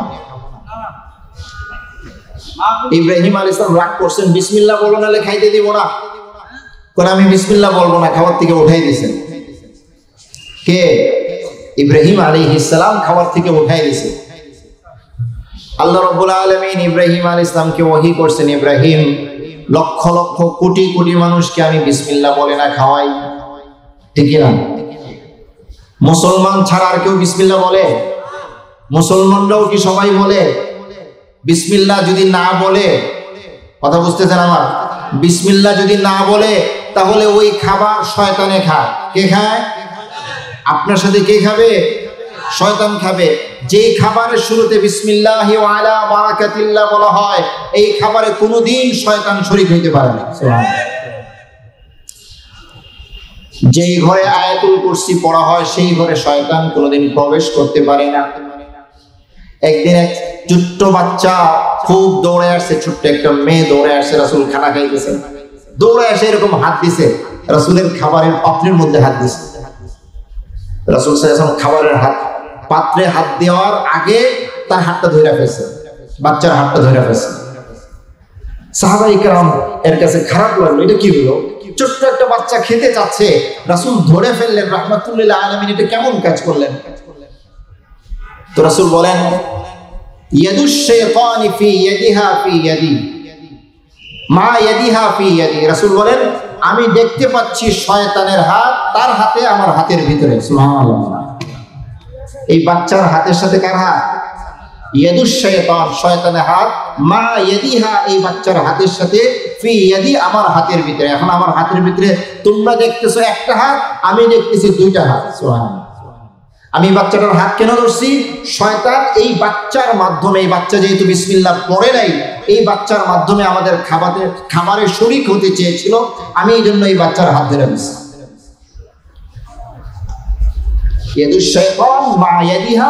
আমি এখনো দেখতে পাচ্ছি বাচ্চাকে বিসমিল্লাহ পড়াইছেন, শয়তানের হাত ছুটছে, পড়ে বলছেন, মা এখন তুমি খাও। বিসমিল্লাহ বলবো তো ইনশাল্লাহ? মনে থাকবে তো ইনশাল্লাহ? সব মানুষকে বিসমিল্লাহ বলে? সবাইকে খাওয়ান কি খাওয়ান না? হযরত ইব্রাহিম আলাইহিস সালামকে আল্লাহ বললেন, আমি কোটি কোটি মানুষকে খাওয়াই বিসমিল্লাহ ছাড়া, তুমি একটা মানুষকে বিসমিল্লাহ না বলার কারণে উঠাই দিলা, কাজটা তুমি ভালো করো না। ইব্রাহিম আলাইহিস সালাম বুঝতে পারলেন ওর ভুল হয়েছে। উঠা ওই পথিককে খুঁজতে গেছেন, ওই মুসাফিরকে খুঁজতে গেছেন, খুঁজে পাইছেন, বাবা তুমি আসো আমার সাথে খাইবে। হুজুর আমার আপনি অপমান করে উঠাই দিলেন, আসো তুমি আমার সাথে খাইবো। আমি তো বিসমিল্লাহ পড়বো না, পড়া লাগবে না, এখন আর পড়া লাগবে না, এমনি খাও। সহিহ রিওয়ায়াত, সহিহ ঘটনা বলতেছে। এখন এই কাফের বলতেছে, আগে আমাকে বিসমিল্লাহ না বলার কারণে উঠাই দিলেন, এখন আবার বিসমিল্লাহ ছাড়া খাওয়াইতেছেন, ঘটনা কি? তো ঘটনা হলো এটা, আমার আল্লাহ আমাকে ধমক দিছেন, তোমাকে আমি খাবারের প্লেট থেকে কেন উঠাই দিছি? আল্লাহ বলছেন, আমি কোটি কোটি মানুষকে বিসমিল্লাহ ছাড়া খাওয়াই, ইব্রাহিম তুমি তাকে কেন উঠাই দিলে? তো আমাদের নবী সাল্লাল্লাহু আলাইহি ওয়াসাল্লাম ইব্রাহিম আলাইহিস সালামের সন্তান, এই জন্য তার মিরাস, বংশ পরম্পরার মধ্যে কি আছে? মেহমানদারি আছে। মেহমানদারি করার জন্য পাগল হয়ে যাইতেন। আমার উস্তাদ মুহতারাম, এখন মারহুম হয়ে গেছেন, আল্লাহর কাছে চলে গেছেন, হযরত মাওলানা আবুল ফাতাহ ইয়াহিয়া সাহেব হুজুর আমাদের সবকে বলতেন, আমরা মেহমানদারি করতে পারি না দুইটা কারণে। বলেন কয়টা কারণে? একটা কারণ হলো আমরা মনে করি মেহমানদারি করতে হলে পোলাও কোরমার ব্যবস্থা করতে হবে, ঠিক না? কাউকে দাওয়াত দিতে হলে বড় আয়োজন করতে হবে, বড় আয়োজন ছাড়া দাওয়াত দেওয়া যাবে না। তো এটা সম্পূর্ণ ভুল ধারণা। তুমি যা খাবে তাই আরেকজনকে খাওয়াও, এটার নাম হলো মেহমানদারি। কি বলেন? আজকে আপনার জন্য আল্লাহ রাব্বুল আলামিন আলুর ভর্তা, ডিম ভাজি আর ডালের ব্যবস্থা করেছেন, আপনি তাই খাওয়ান, ভাই আ যাও। আমরা যখন দেওবন্দে পড়াশোনা করতাম, তো আমাদের সাথে ভারতীয় যে সমস্ত ছাত্র পড়তো, কথার কথা উত্তরপ্রদেশের, ইউপির অথবা বিহারের অথবা অন্য কোনো জায়গায়, তো ওরা মাদ্রাসার রুটি আর গোশতের ঝোল বা গোশত এটা খাইতো। তো আমাদেরকে দাওয়াত দিত, ভাই আ যাও মেরে সাথে খা লো, আসো আমার সাথে খাও। আমরা মনে মনে রাগ করতাম, রুটি দিয়ে বুঝি দাওয়াত দেয় মানুষ। তাহলে দাওয়াতের জন্য কি ভালো আয়োজন শর্ত না? শর্ত না। আমি যা খাবো তাই খাওয়াবো, তাহলে মেহমানদারি কম হবে না বেশি হবে? হযরত মাওলানা শাহ আতাউল্লাহ বুখারী রাহমাতুল্লাহ আলাইহি নাম শুনেছেন? আমার কথা বুঝতেছেন? ভারতের, পাকিস্তানের অনেক বড় মাপের আলেম আতাউল্লাহ বুখারী রাহমাতুল্লাহ আলাইহি আর আহমদ আলী লাহোরী দুজন একসাথে একই দস্তার খাইতে বসছেন, উনি এই পাশে উনি এই পাশে। ওনারা দুজনের কেউ মেজবান না, দুজনেই মেহমান। মেজবান হলো আরেক ব্যক্তি। মেজবান কে? মানে আরেক ব্যক্তি। হুজুর দুজন বড় উস্তাদ, দুজন বড় আলেম, দুজনকে দাওয়াত দিয়েছে মেহমানদারি করার জন্য। হযরত মাওলানা শাহ আতাউল্লাহ বুখারী রাহমাতুল্লাহ আলাইহি ওনার শরবতের গ্লাসটা আহমদ আলী লাহোরীর সামনে দিয়া, আহমদ আলী লাহোরীর শরবতের গ্লাসটা নিজের সামনে আনছেন, বলেন হুজুর এটা আমার পক্ষ থেকে আপনাকে হাদিয়া, আর আপনারটা আমি খাইতেছি। সুবহানাল্লাহ বলেন। মেহমানদারি হয়েছে কি হয় নাই? কথা বলেন না কেন? মেহমানদারি হয়েছে কি হয় নাই? সামনে রমজান আসতেছে, রাসূল বলছেন যে ব্যক্তি কোনো রোজাদারকে ইফতারি করাবে, আল্লাহ রাব্বুল আলামিন তাকে 3টা পুরস্কার দিবেন। কয়টা পুরস্কার? রোজাদারের সমান সওয়াব তাকে দিবেন। রোজাদারের রোজা কবুল হোক বা না হোক, কবুল রোজার সওয়াব দিবেন। তাকে জাহান্নাম থেকে মুক্ত করবেন, জাহান্নাম থেকে মুক্ত করবেন, এবং তাকে জান্নাতীদের লিস্টের মধ্যে অন্তর্ভুক্ত করবেন। সুবহানাল্লাহ। তো সাহাবায়ে কেরাম বলতেছেন, হুজুর মেহমানদারি করানোর মতো সামর্থ্য তো সবার নাই। এই সব কেমনে পাবো? আমরা তো সবাই গরিব মানুষ। রাসূল বলেন এই সব ওই ব্যক্তির জন্য যে ব্যক্তি এক ঢোক পানি পান করাবে। বলেন, এক ঢোক পানি অথবা দুধ পান করাবে, আল্লাহ রাব্বুল আলামিন তাকে এই 3টা পুরস্কার দিবেন। আর যে ব্যক্তি কোনো রোজাদারকে পেট ভরে খাওয়াবে তার পুরস্কার তো আর অন্য কিছু দিবেন আল্লাহ তাআলা সুবহানাহু। তাহলে 1 কেজি মুড়ি দিয়া মোটামুটি 100 মানুষের ইফতারি করানো যাবে না ইনশাআল্লাহ? কি সব কম হবে না বেশি হবে? না যেটা ওয়াদা আছে সেটাই হবে? সুবহানাল্লাহ। তো রাসূল সাল্লাল্লাহু আলাইহি ওয়াসাল্লাম আমার উস্তাদ কি বলছেন, মেহমানদারি করতে পারি না, প্রথমে মনে করি ভালো আয়োজন লাগবে। না, ভালো আয়োজন কি, আমি যা খাচ্ছি তাই খাবে। আমি বাসার দিকে যাইতেছি, মেহমান একজন সাথে, হুজুর আমার সাথে চলেন। প্রফেসর হযরত রহমতুল্লাহ আলাইহি বলতেন, আমার আব্বা নিমতলিতে থাকতেন। নিমতলি ইমাম সাহেবের প্রত্যেক দিন প্রায় দিন এটা করতেন, বলতেন যে তুমি হুজুরের তরকারির বাটিটা, তরকারির টিফিন ক্যারিটা নিয়ে আসো আমাদের বাসায়, আমাদের বাসা থেকে হুজুরের জন্য খাবার পাঠাইতেছি। তো একদিন প্রফেসর হযরত জিজ্ঞেস করেন ওনার আব্বাকে যে হুজুরের খাবার প্রতিদিন পাল্টায় দেন কেন? হুজুরের ঢাকাইয়া খাবার খাইতে কষ্ট হয়, ঢাকাইয়ারা তেল বেশি দেয়, মশলা বেশি দেয়, হুজুরের কষ্ট হয়, আমরা সবাই মিলে কোনো রকম খেয়ে ফেলবো, আমাদের বাসার তরকারি হুজুরকে দাও। মেহমানদারি করা যায় কি যায় না? কিন্তু আমাদের মেলগেটে ইমাম সাহেবকে তো খাওয়ানোর দরকার হয় না, মুয়াজ্জিন আর খাদেমকে খাওয়ানোর মতো লোকই খুঁজে পাওয়া যায়। আমি আমার ছোটবেলার কথা বলতেছি, আমি জানি না কেন আল্লাহ তাআলা আমাকে আলেম বানাইছে, কিন্তু আমি দৃঢ়ভাবে বিশ্বাস করি, কসম করে যে কথাটা বলি, আমার আব্বা আলেমদের দোয়া নিয়েছেন শুধুমাত্র হয়তো এই কারণে আল্লাহ তাআলা আমাকে আলেমদের কাতারে, আলেম তো হইতেই পারি না, আলেমদের কাতারে নিয়েছেন। কিসের জন্য? আমি যত বছর দেখছি আমার মনে পড়ে সব সময় আমাদের বাসায় জাগির থাকতই। এই যে রিয়াজ ভাইয়েরা আছে এখানে, বাংলাদেশের একজন বড় আলেম ছিলেন হযরত মাওলানা তাফাজ্জুল হক হবিগঞ্জি রহমতুল্লাহ আলাইহি। আমাদের তাফসীরুল মাহফিলে আসতেন, টঙ্গী তাফসীরুল কমিটির উদ্যোগে। তা আমার হুজুরে বলতেন, তুই ডাক্তারের ফোয়া, তোর বাসার দেখি মানে কত খাইছি আমি। মানে বলতেন যে তুমি হলো ডাক্তারের ছেলে, তোমাদের বাসায় যে কি পরিমাণ খেয়েছি। আমার আব্বা যখন গোলাপগঞ্জে ছিলেন, প্রথম পোস্টিং, আব্বা বিয়ে করার পরে প্রথম পোস্টিং ছিল গোলাপগঞ্জে। ওই জায়গায় একটা মাদ্রাসা আছে, বাঘা মাদ্রাসা। ওই বাঘা মাদ্রাসার বড় হুজুর 6 মাস আমাদের বাসায় গেছেন। তাফাজ্জুল হক হবিগঞ্জি রহমতুল্লাহ আলাইহি এর বড় ভাই ইমদাদুল হক হবিগঞ্জি রহমতুল্লাহ আলাইহি, যিনি আমার এক ধরনের উস্তাদ বটে। তো হুজুর আমাদের বাসায় টানা 6 মাস খাইছে। আলেমদেরকে খাওয়াইলে কি হয়? শুধু আলেমদেরকে না, সবাইকে খাওয়াইলে সব হয়। আলেমদের থেকে একটু বেশি সব হওয়ার আশা করা যায়, কিন্তু তারা নবীদের ওয়ারিস। রাসূলের তৃতীয় চরিত্র কি? রাসূল সাল্লাল্লাহু আলাইহি ওয়াসাল্লামের তৃতীয় চরিত্র হলো ওয়াতাকরিদ দাইফা, আপনি মেহমানদারি করেন। রাসূল করিম সাল্লাল্লাহু আলাইহি ওয়াসাল্লাম খুব মেহমান নওয়াজ ছিলেন। পারবো না ইনশাআল্লাহ আমরা? হ্যাঁ, আমার সামর্থ্য অনুযায়ী অনেক বেশি আয়োজন করতে হবে তা না, আমি যতটুকু সামর্থ্য রাখি ততটুকুই বড় আয়োজন করার দরকার নাই। হযরত থানভী রহমাতুল্লাহ আলাইহিকে একবার গরিবরা দাওয়াত দিছে। কারা দাওয়াত দিছে? গরিবরা কিন্তু পারলে মনে হয় কলিজাটা খুলে দিয়ে দিবে, এরকম আদরটা করে। ঠিক ওই দিন যেদিন গরিবদের এলাকায় দাওয়াত ছিল, ওই দিন হযরত থানভী রহমাতুল্লাহর কাছে এক বড় লোক আসছে, বড় লোক, মালদার, টাকাওয়ালা, পয়সাওয়ালা। হযরত থানভী রহমাতুল্লাহ আলাইহি বড় লোককে বলতেছে, চলেন আমার এক জায়গায় দাওয়াত আছে, আপনাকে সাথে নিয়ে যেতে চাই। চলেন। তো ওই এলাকায়, যে এলাকায় হযরত থানভী রহমাতুল্লাহ আলাইহির দাওয়াত, ওই এলাকায় আজকে ঈদের দিন। কিসের দিন? বিরাট আয়োজন, মানে এত খুশি, বাচ্চারা, বুড়ারা, তাদের এত খুশি যে হুজুর হযরত মাওলানা আশরাফী থানভী আমাদের এলাকায় আসবেন। তো বিরাট আয়োজন। হযরতের ইচ্ছা হলো এইটা দেখাবেন, এই বড় লোকটাকে এটা দেখাবেন। বড় লোকরা হয়তো দামি জিনিস খাওয়ায়, অনেক টাকা পয়সার জিনিস খাওয়ায়, কিন্তু এই আয়োজন, এই হৃদয়ের ভালোবাসা তো দেখাইতে পারে না। হযরত থানভী রহমাতুল্লাহ আলাইহি ওই বড় লোককে নিয়ে গেছেন। উনি যখন যাচ্ছেন, রাস্তার মধ্যে দুই ধারে মানুষ দাঁড়ায় ওনাদেরকে সম্বর্ধনা দিতেছেন। মোটামুটি একটা গেটের আয়োজন করা হয়েছে, অনেক দূর পর্যন্ত শুধু মানুষ দুই সারিতে দাঁড়ায় আছে। তো এই জন্য আমি যেটা বলতেছিলাম, আমাদের সামর্থ্য যতটুকু আছে এতটুকু দিয়ে দিব তো ইনশাআল্লাহ, খাওয়াবো তো। এক সাহাবী রাসূলকে জিজ্ঞেস করছে মাল ইসলাম বা আইয়ুল ইসলামে খায়রুন, হে আল্লাহর রাসূল ইসলামের কোন কাজটা ভালো? রাসূল বলেন তুতঈমুত তাআম, মানুষকে খানা খাওয়ানো এটা ইসলামের ভালো কাজ। এই জন্য রাসূলের তৃতীয় চরিত্র বৈশিষ্ট্য আম্মাদান খাদিজা বলতেছেন ওয়া তাকরিদ দাইফা, আপনি মেহমানের মেহমানদারি করেন। করবো তো ইনশাআল্লাহ, দাওয়াত দিব তো ইনশাআল্লাহ।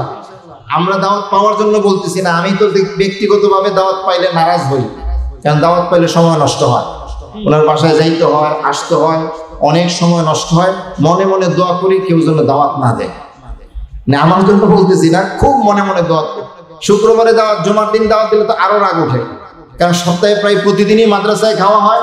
শুক্রবারটার বাসায় দাবি থাকে যে বাসায় যেন আজকে খাই, শুক্রবারে দাওয়াত হলে আরেক মুসিবত।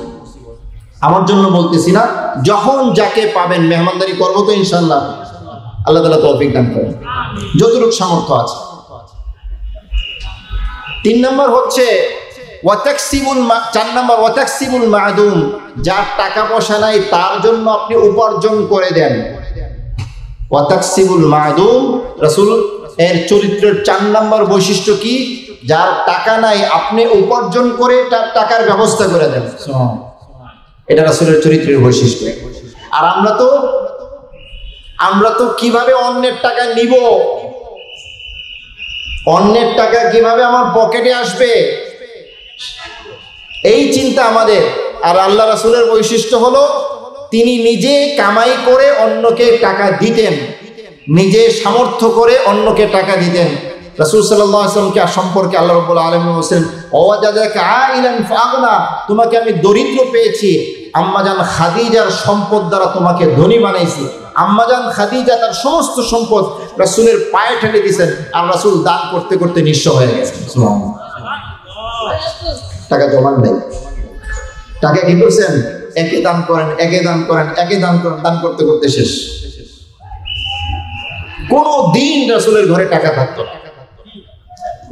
একদিন আসরের নামাজ পড়েছেন, সালাম ফিরে দৌড়ে বাসায় গেছেন, বাসার ঘর তো মসজিদ তো একসাথে, আবার দৌড়ে আসছেন। সাহাবায়ে কেরাম জিজ্ঞেস করলেন হুজুর এরকম দৌড় দিলেন কেন? এরকম তো করতে দেখি না। রাসূল বলেন আমার ঘরে স্বর্ণের একটা মুদ্রা রয়ে গেছে, ভুলে গিয়েছিলাম দান করতে, এটা দান করে পরে আসলাম, যাতে করে একটা রাতও আমার ঘরে স্বর্ণ টুকরা না থাকে। মাতা রাসূলুল্লাহ সাল্লাল্লাহু আলাইহি ওয়াসাল্লাম মা তারাকা দিনার ওয়ালা দিরহামান ওয়ালা আবদান ওয়ালা আমাতান ইল্লা বাগলাতাহুল বাইদা। সহিহ riwayaতের মধ্যে আছে রাসূল যখন মারা যান, মা তারাকা দিনার, একটা স্বর্ণ মুদ্রা রেখে যান নাই, ওয়ালা দিরহামান, একটা রূপো মুদ্রা রেখে যান নাই, ওয়ালা আবদান, একটা গোলাম রেখে যান নাই, ওয়ালা আমাতান, একটা দাসী বান্দিও তার ছিল না মৃত্যুর সময়, ইল্লা বাগলাতাহুল বাইদা। রাসূল সাল্লাল্লাহু আলাইহি ওয়াসাল্লাম যখন মারা যান তখন শুধু তার একটা সাদা খচ্চর ছিল, আর কিচ্ছু ছিল না সম্পদ বলতে। সুবহানাল্লাহ। অন্য হাদিসের মধ্যে আছে মাতা রাসূলুল্লাহ সাল্লাল্লাহু আলাইহি ওয়াসাল্লাম ওয়া দিরউহু মারহুনাতুন ইনদা ইয়াহুদিহিম বি30 সাআন। রাসূল যখন মারা যান, রাসূলের বর্ম, যুদ্ধের যে পোশাকটা, সেই পোশাকটা ইহুদির কাছে বন্ধক হিসাবে ছিল। যে ইহুদির থেকে তিনি 30 সা খাদ্য এনে সেটাকে বন্ধক রেখেছিলেন, ওই খাদ্যের মূল্য পরিশোধ করার আগেই রাসূলের ইন্তেকাল হয়ে যায়। 2 হাদিস মিলাইলে আমরা পাই একটা টাকা একটা পয়সা তো রেখে যানও নাই, মৃত্যুর সময় রাসূল ঋণগ্রস্ত অবস্থায় কি করেছেন? মারা গেছে।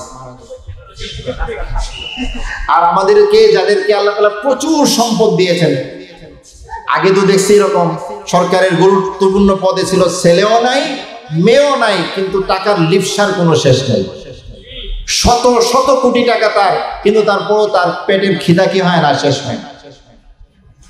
আর আল্লাহ রাসূলের চরিত্র কি? ওয়াতাকসিবুল মা'দুম, যে লোকটার টাকা নাই পয়সা নাই তার জন্য রাসূল নিজে কামাই করে তার হাতে দিয়ে আসতেন। সুবহানাল্লাহ। ওয়াতাকসিবুল মা'দুম।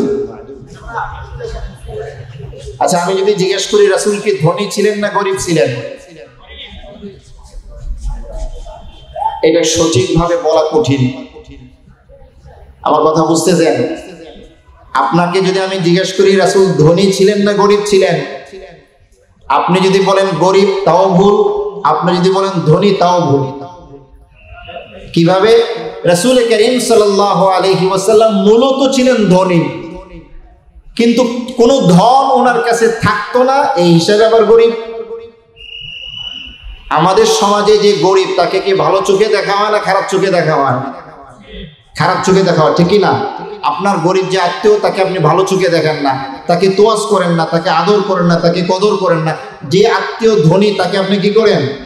বেশি তোয়াজ করেন, ঠিক কি না?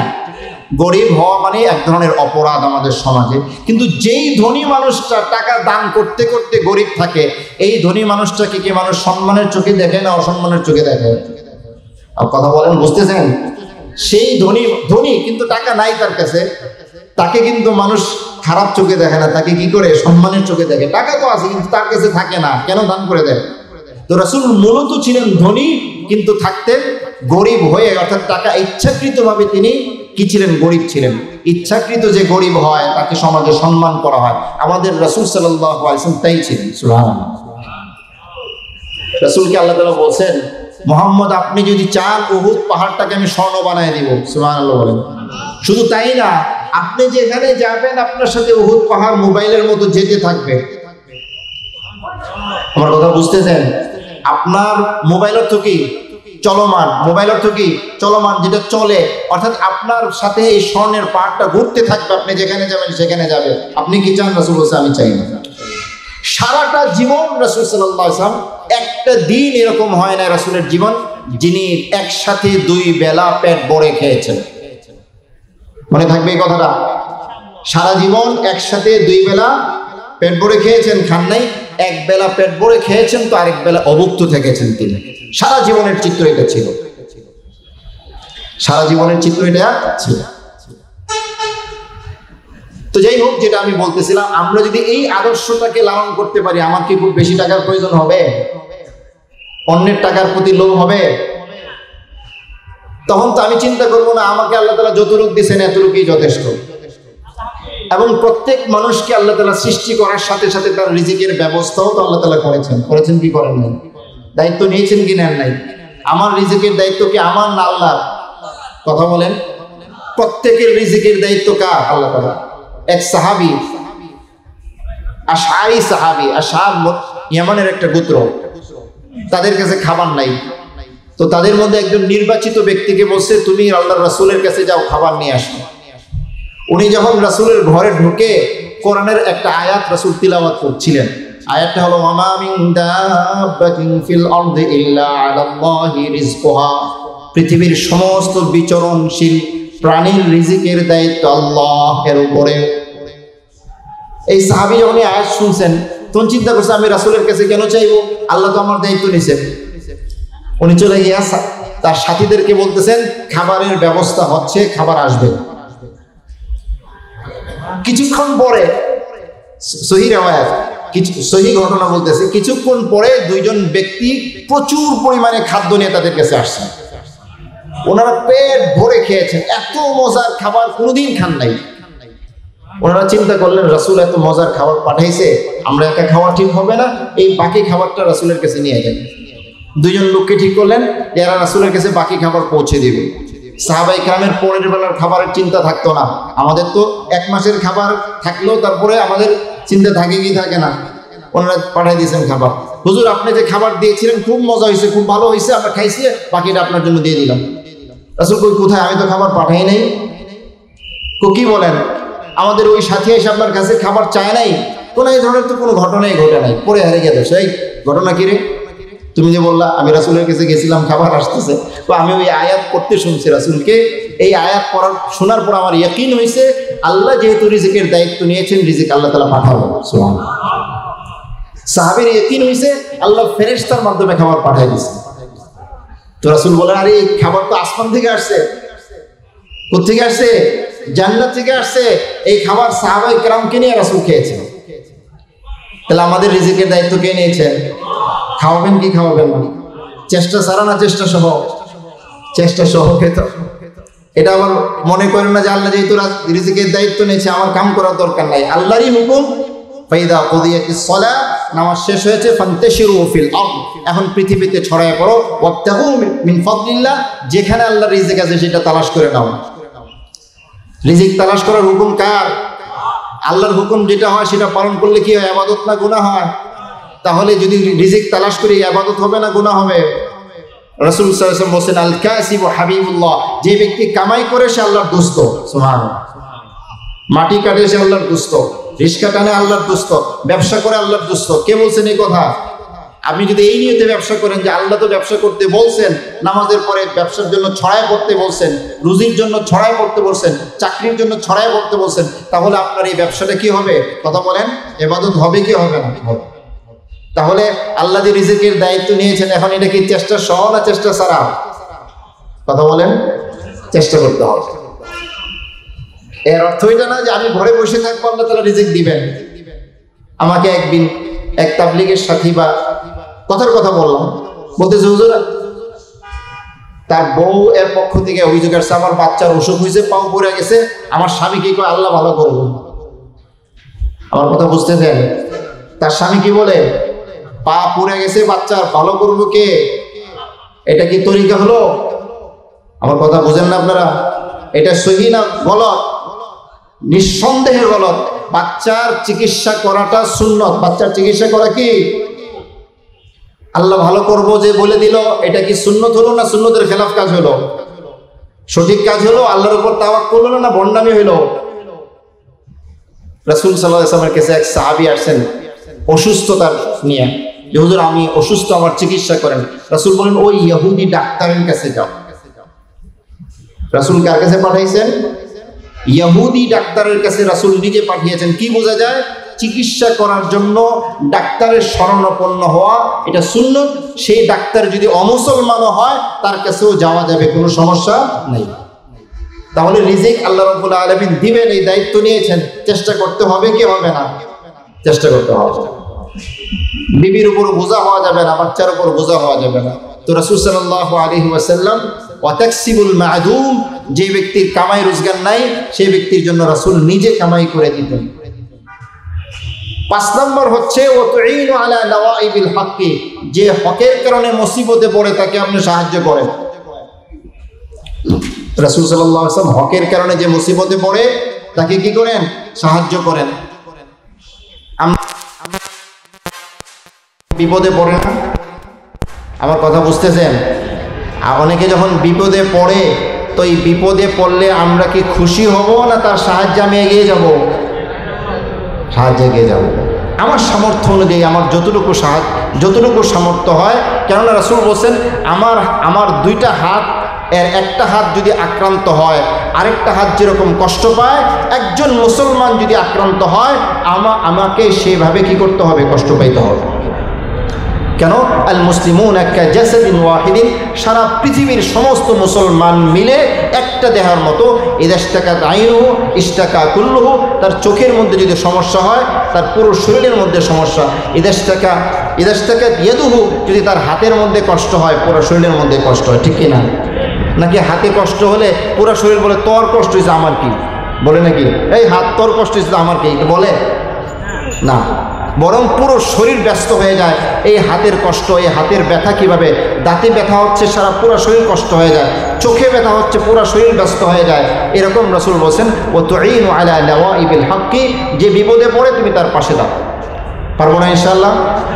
নাকি আপনার শত্রু হলে কইবেন যাক আল্লাহ বিচার করছে, ভালো হয়েছে, এটা বলবো যে তুমি না আমার ক্ষতি করছিলা, আল্লাহর বিচার? না, আপনি আপনার সামর্থ্য অনুযায়ী তার পাশে গিয়ে দাঁড়াইতে হবে। অমুসলমান হলে আরো বেশি দাঁড়ানো উচিত নাকি? বন্যা যদি হয়, বন্যায় ত্রাণ যদি দেই, মুসলমান বাইসা দিব না মুসলমান অমুসলমান সবাইকে দিব? সবাইকে দিব। বরং মুসলমানের চেয়ে অমুসলমান আমার চেয়ে কি রাখে? ভালো আচরণের হক বেশি রাখে। মুসলমান ভাই তো মনে করতে পারে, কিন্তু অত বেশি কষ্ট পাবে। আলহামদুলিল্লাহ, আমাদের দেশের অমুসলমান যারা, হিন্দু বলেন, বৌদ্ধ বলেন, খ্রিস্টান বলেন, এরা অনেক ভালো আছে আমাদের দেশে। ভালো আছে না নাই? আমরা কি তাদের সাথে দুর্ব্যবহার করি? আমাদের বিরুদ্ধে অপপ্রচার করা হয়, দেশটাকে অশান্ত করার জন্য বাইরে থেকে চেষ্টা হয়, হয় কি হয় না? তো আম্মা জান খাদিজা রাদিয়াল্লাহু তাআলা আনহা রাসূলের এই 5 চরিত্রের কথা বইলা বলতেছেন, আমি এটা বিশ্বাসই করি না আপনার কোনো ক্ষতি হবে। সুবহানাল্লাহ। এরপর হযরত খাদিজা রাদিয়াল্লাহু তাআলা আনহা বলেন, আমার ভাই ওয়ারাকা ইবনে নাওফাল, তার কাছে আপনি চলেন, তার কাছে আমি নিয়ে যেতে চাই এবং তার কাছে আপনার যে ঘটনা সেটা শোনাইতে চাই। হযরত খাদিজা রাদিয়াল্লাহু তাআলা আনহা রাসূল সাল্লাল্লাহু আলাইহি ওয়াসাল্লামকে নিয়ে ওয়ারাকা ইবনে নাওফলের কাছে গেলেন। ওয়াকাদ তানাসসারা ফিল জাহিলিয়া, ওয়ারাকা ইবনে নাওফল জাহিলি যুগে, ইসলাম তো ছিলই না, তিনি খ্রিস্টান হয়ে গিয়েছিলেন এবং তিনি তাওরাত এবং ইনজিল কিতাব পড়াশোনা করতেন। তো রাসূল সাল্লাল্লাহু আলাইহি ওয়াসাল্লাম গিয়ে বললেন যে এই ঘটনা আমার সাথে হয়েছে, এরকম আমাকে এসে চাপ দিছে, বসে তুমি পড়ো, এই বলছে, পরে এই ঘটনা। তো ওয়ারাকা ইবনে নাওফল পুরো ঘটনা বইলা শুনে বলতেছে, মুহাম্মদ তুমি তো নবী হয়ে গেছো। সুবহানাল্লাহ। ওই নামুস, ওই গোপন দূত যেটা হযরত মুসা আলাইহিস সালামের কাছে আসতো, তোমার কাছে চলে আসছে। সুবহানাল্লাহ। তুমি কি হয়ে গেছো? নবী হয়ে গেছো। এরপরে হযরত ওয়ারাকা ইবনে নাওফল রাসূলকে কিছু সতর্ক বলতেছেন, তুমি কি জানো তোমার গোত্রের লোকেরা তোমাকে মক্কায় থাকতে দিবে না, বের করে দিবে? তো বলতেছে যে আমাকে আমাকে বের করে দিবে মক্কার লোকেরা। রাসূল অবাক, আমি যে মক্কার বাসিন্দাদের কাছে চোখের মনি, অত্যন্ত প্রিয় এবং স্নেহের বাচ্চা বা স্নেহের যুবক, আমাকে বের করে দিবে? আমাকে বের করে দিবে?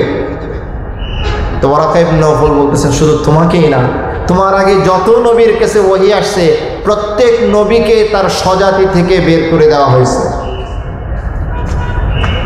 তবে আমি যদি বেঁচে থাকি তাহলে আমি তোমাকে যথাসাধ্য সাহায্য করব। আমি যদি কি করি, বেঁচে থাকি, তাহলে আমি আমার সাধ্য মতো তোমাকে কি করব, সাহায্য করব। তো রাসূল করিম সাল্লাল্লাহু আলাইহি ওয়াসাল্লাম বলেন যে কিছুদিন পরে ওয়ারাকা ইবনে নাওফল মারা গেলেন। ওয়ারাকা ইবনে নাওফল মারা গেলেন, রাসূল করিম সাল্লাল্লাহু আলাইহি ওয়াসাল্লামকে তিনি সাহায্য করতে পারলেন না। মুহতারাম হাজরিন, আজকের এই মাহফিল সিরাতুন নবীর মাহফিল। অত্যন্ত পরিতাপের সাথে, অত্যন্ত দুঃখের সাথে আমি একটা কথা বলতে চাই আপনাদের সবার কাছে। আজকের যুগে মুসলমানের অভাব নাই, ঠিক না? প্রচুর মুসলমান, উলামায়ে কেরামও যে কোনো সময়ের চেয়ে বেশি, ঠিক না? আগে এত আলেম সমাজে ছিল না, এত হাফেজ ছিল না। কোরআনের চর্চাও কিন্তু মোটামুটি কম না, অনেক চর্চা হচ্ছে আলহামদুলিল্লাহ।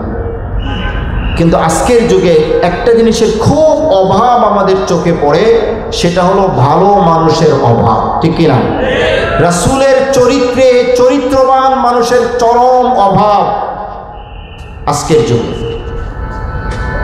মুসলমান আছে, আলেম আছে, মসজিদ আছে, কোরআন আছে, সব কিছু আছে, কিন্তু কি নাই?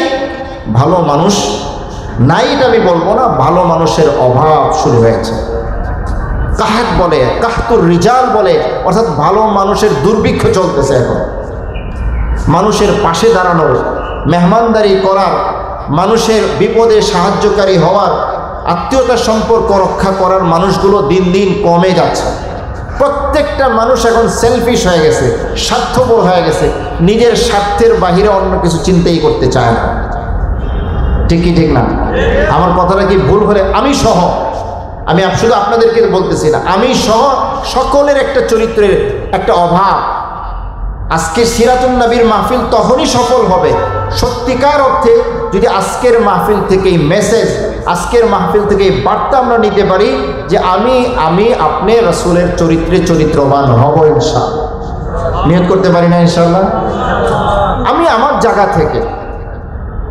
আমার জায়গা থেকে যদি এই কাজটা করতে পারি, আজকে আমরা বিদেশি যারা, আজকে যারা ইউরোপের লোক, আজকে যারা আমেরিকার লোক, তাদের চরিত্র নিয়ে আমরা আলোচনা করি। তারা মিথ্যা কথা বলে না, তারা মানুষকে ঠকায় না, একজনের হক একজন নষ্ট করে না। অথচ এটা তো মুসলমানের চরিত্র হওয়া দরকার ছিল। আজকে মুসলমানের কাছে মুসলমান সবচেয়ে নিরাপদ, ঠিক কিনা? আপনার পাশে যে লোকটা বসে আছে গাড়িতে উঠছে, আপনার সারাক্ষণ ভয় হয়, না জানি এটা একটা পকেট মার কিনা, ঠিক কিনা? চেহারা দেখে আপনি বুঝতে পারেন, আপনি ভয়ে থাকেন সে পকেট মাইন্ড হইতে পারে। আপনার পাশে যে লোকটা বসছে, আপনার মনে হয় যে এই লোকটা খেয়ানতকারী হইতে পারে, আমার শত্রু হইতে পারে। আজকে মুসলমানের কাছে মুসলমান সবচেয়ে বেশি অনিরাপদ।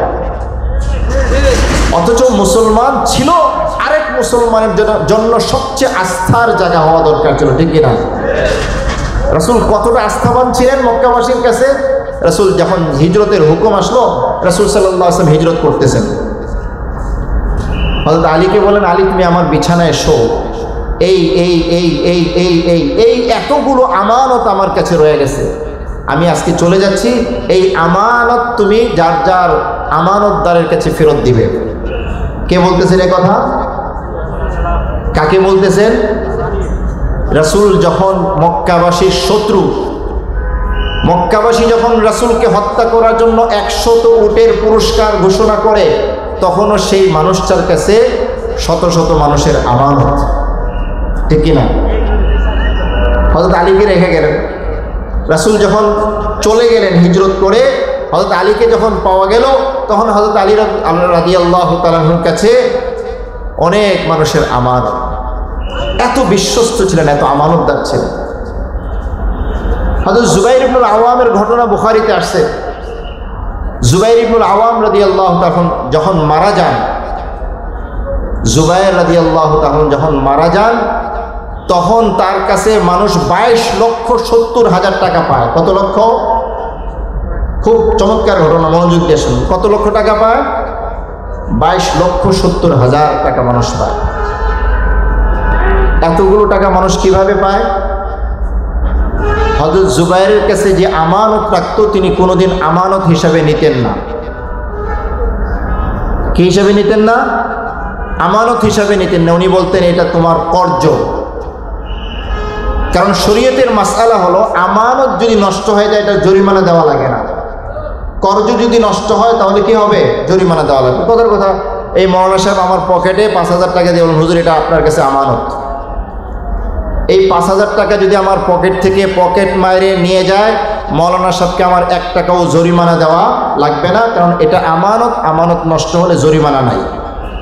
কিন্তু মৌলানা সাহেব থেকে যদি আমি 5,000 টাকা ধার নেই, যে হুজুর আমাকে 5,000 টাকা দেন, আমি পরে দিয়ে দিব, এই 5,000 টাকা চুরি যাক, ডাকাতি হোক, যাই হোক, আমাকে সেটা ফেরত দিতে হবে কি হবে না?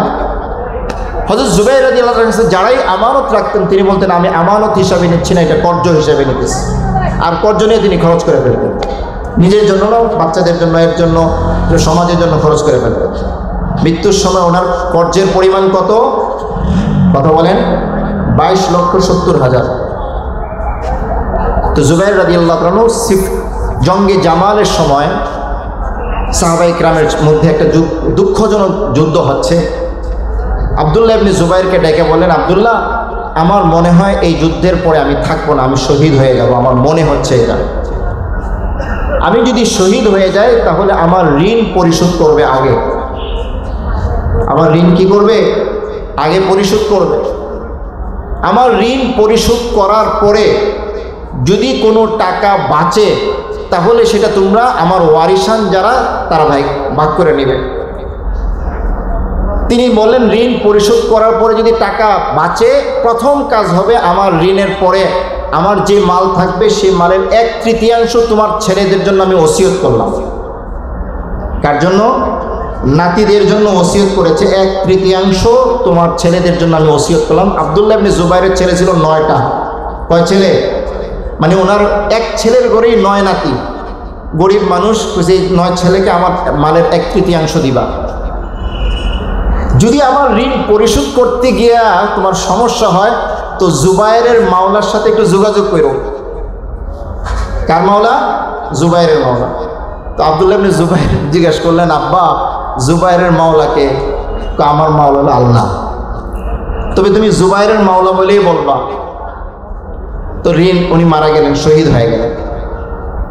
শহীদ হয়ে যাওয়ার পরে আব্দুল্লাহ ইবনে জুবাইরকে দায়িত্ব দিয়েছেন পুরো মালের ব্যবস্থা করতে। উনি বড় ছেলে। তো ওনাকে হযরত আব্দুল্লাহ ইবনে জাফর রাদিয়াল্লাহু তাআলা আনহু হযরত জুবাইরের একজন পাওনাদার।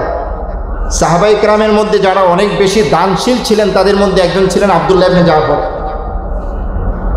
আব্দুল্লাহ ইবনে জাফর তার কাছে 4 লক্ষ দিরহাম পাইতেন। কয় লক্ষ দিরহাম?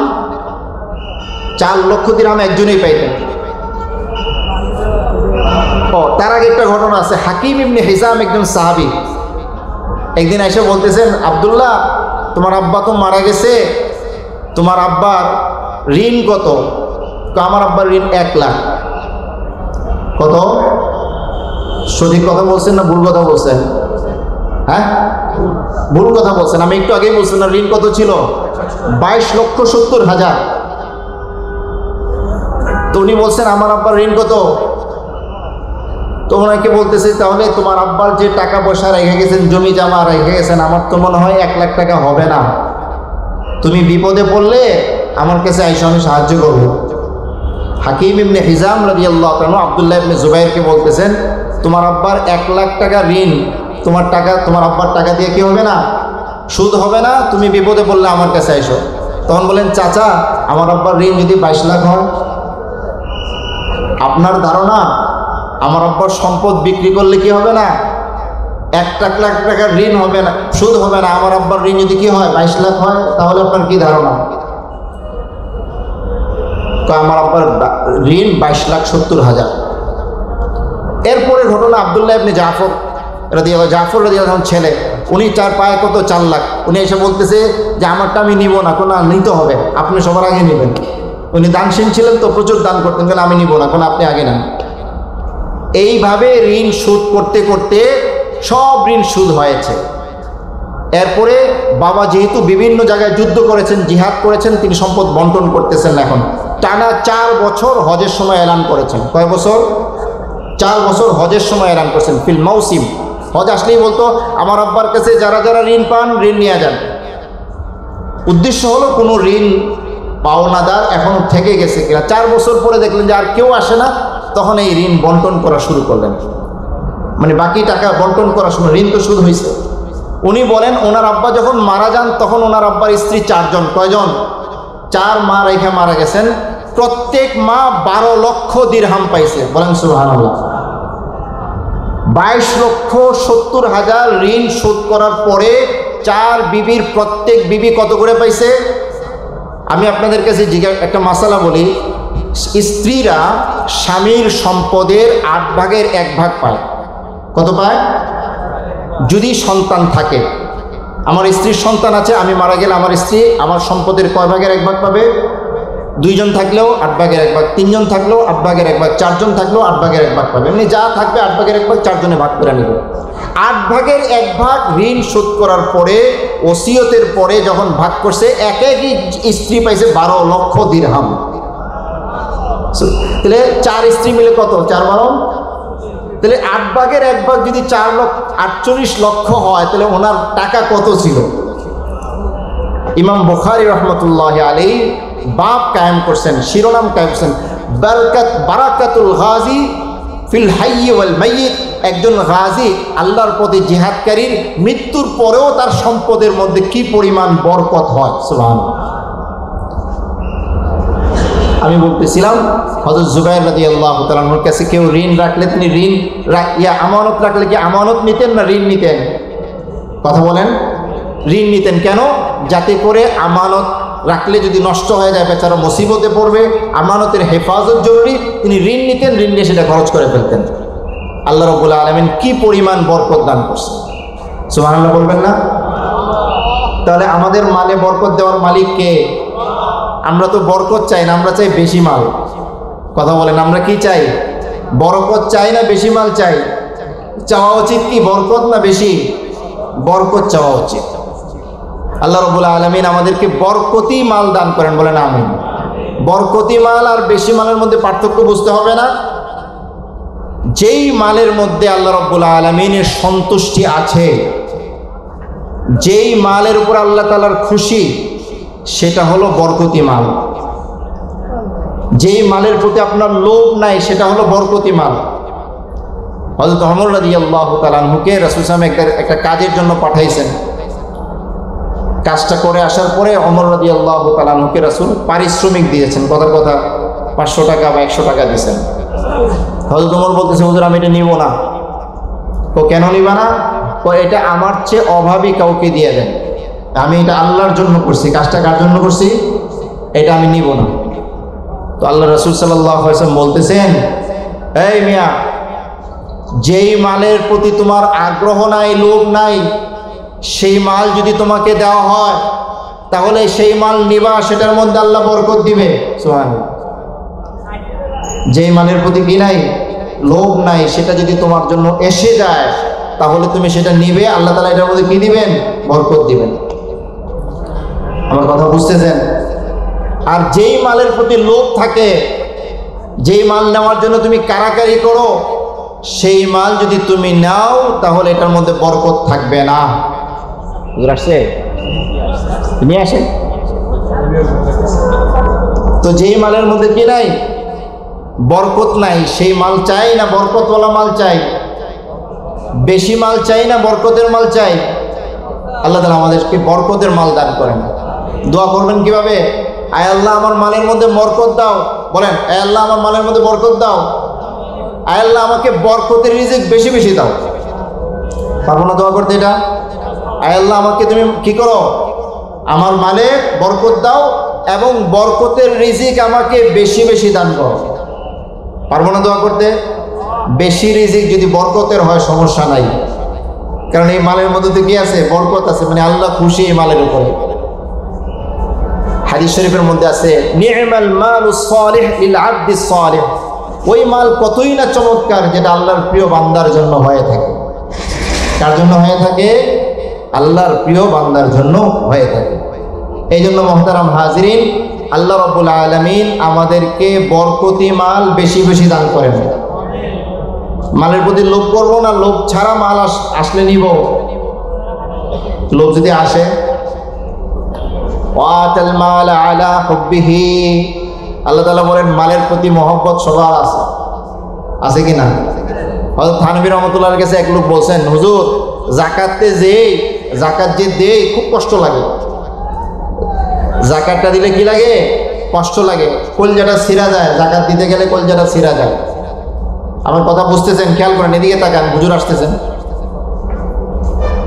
উনি মানছে, উনি যে জাকাত দেয় কষ্ট লাগে, ওনার মনে সব হয় না, কারণ জাকাত দিতে হবে খুশি মনে, জাকাত দিতে হবে কি মনে, খুশি মনে।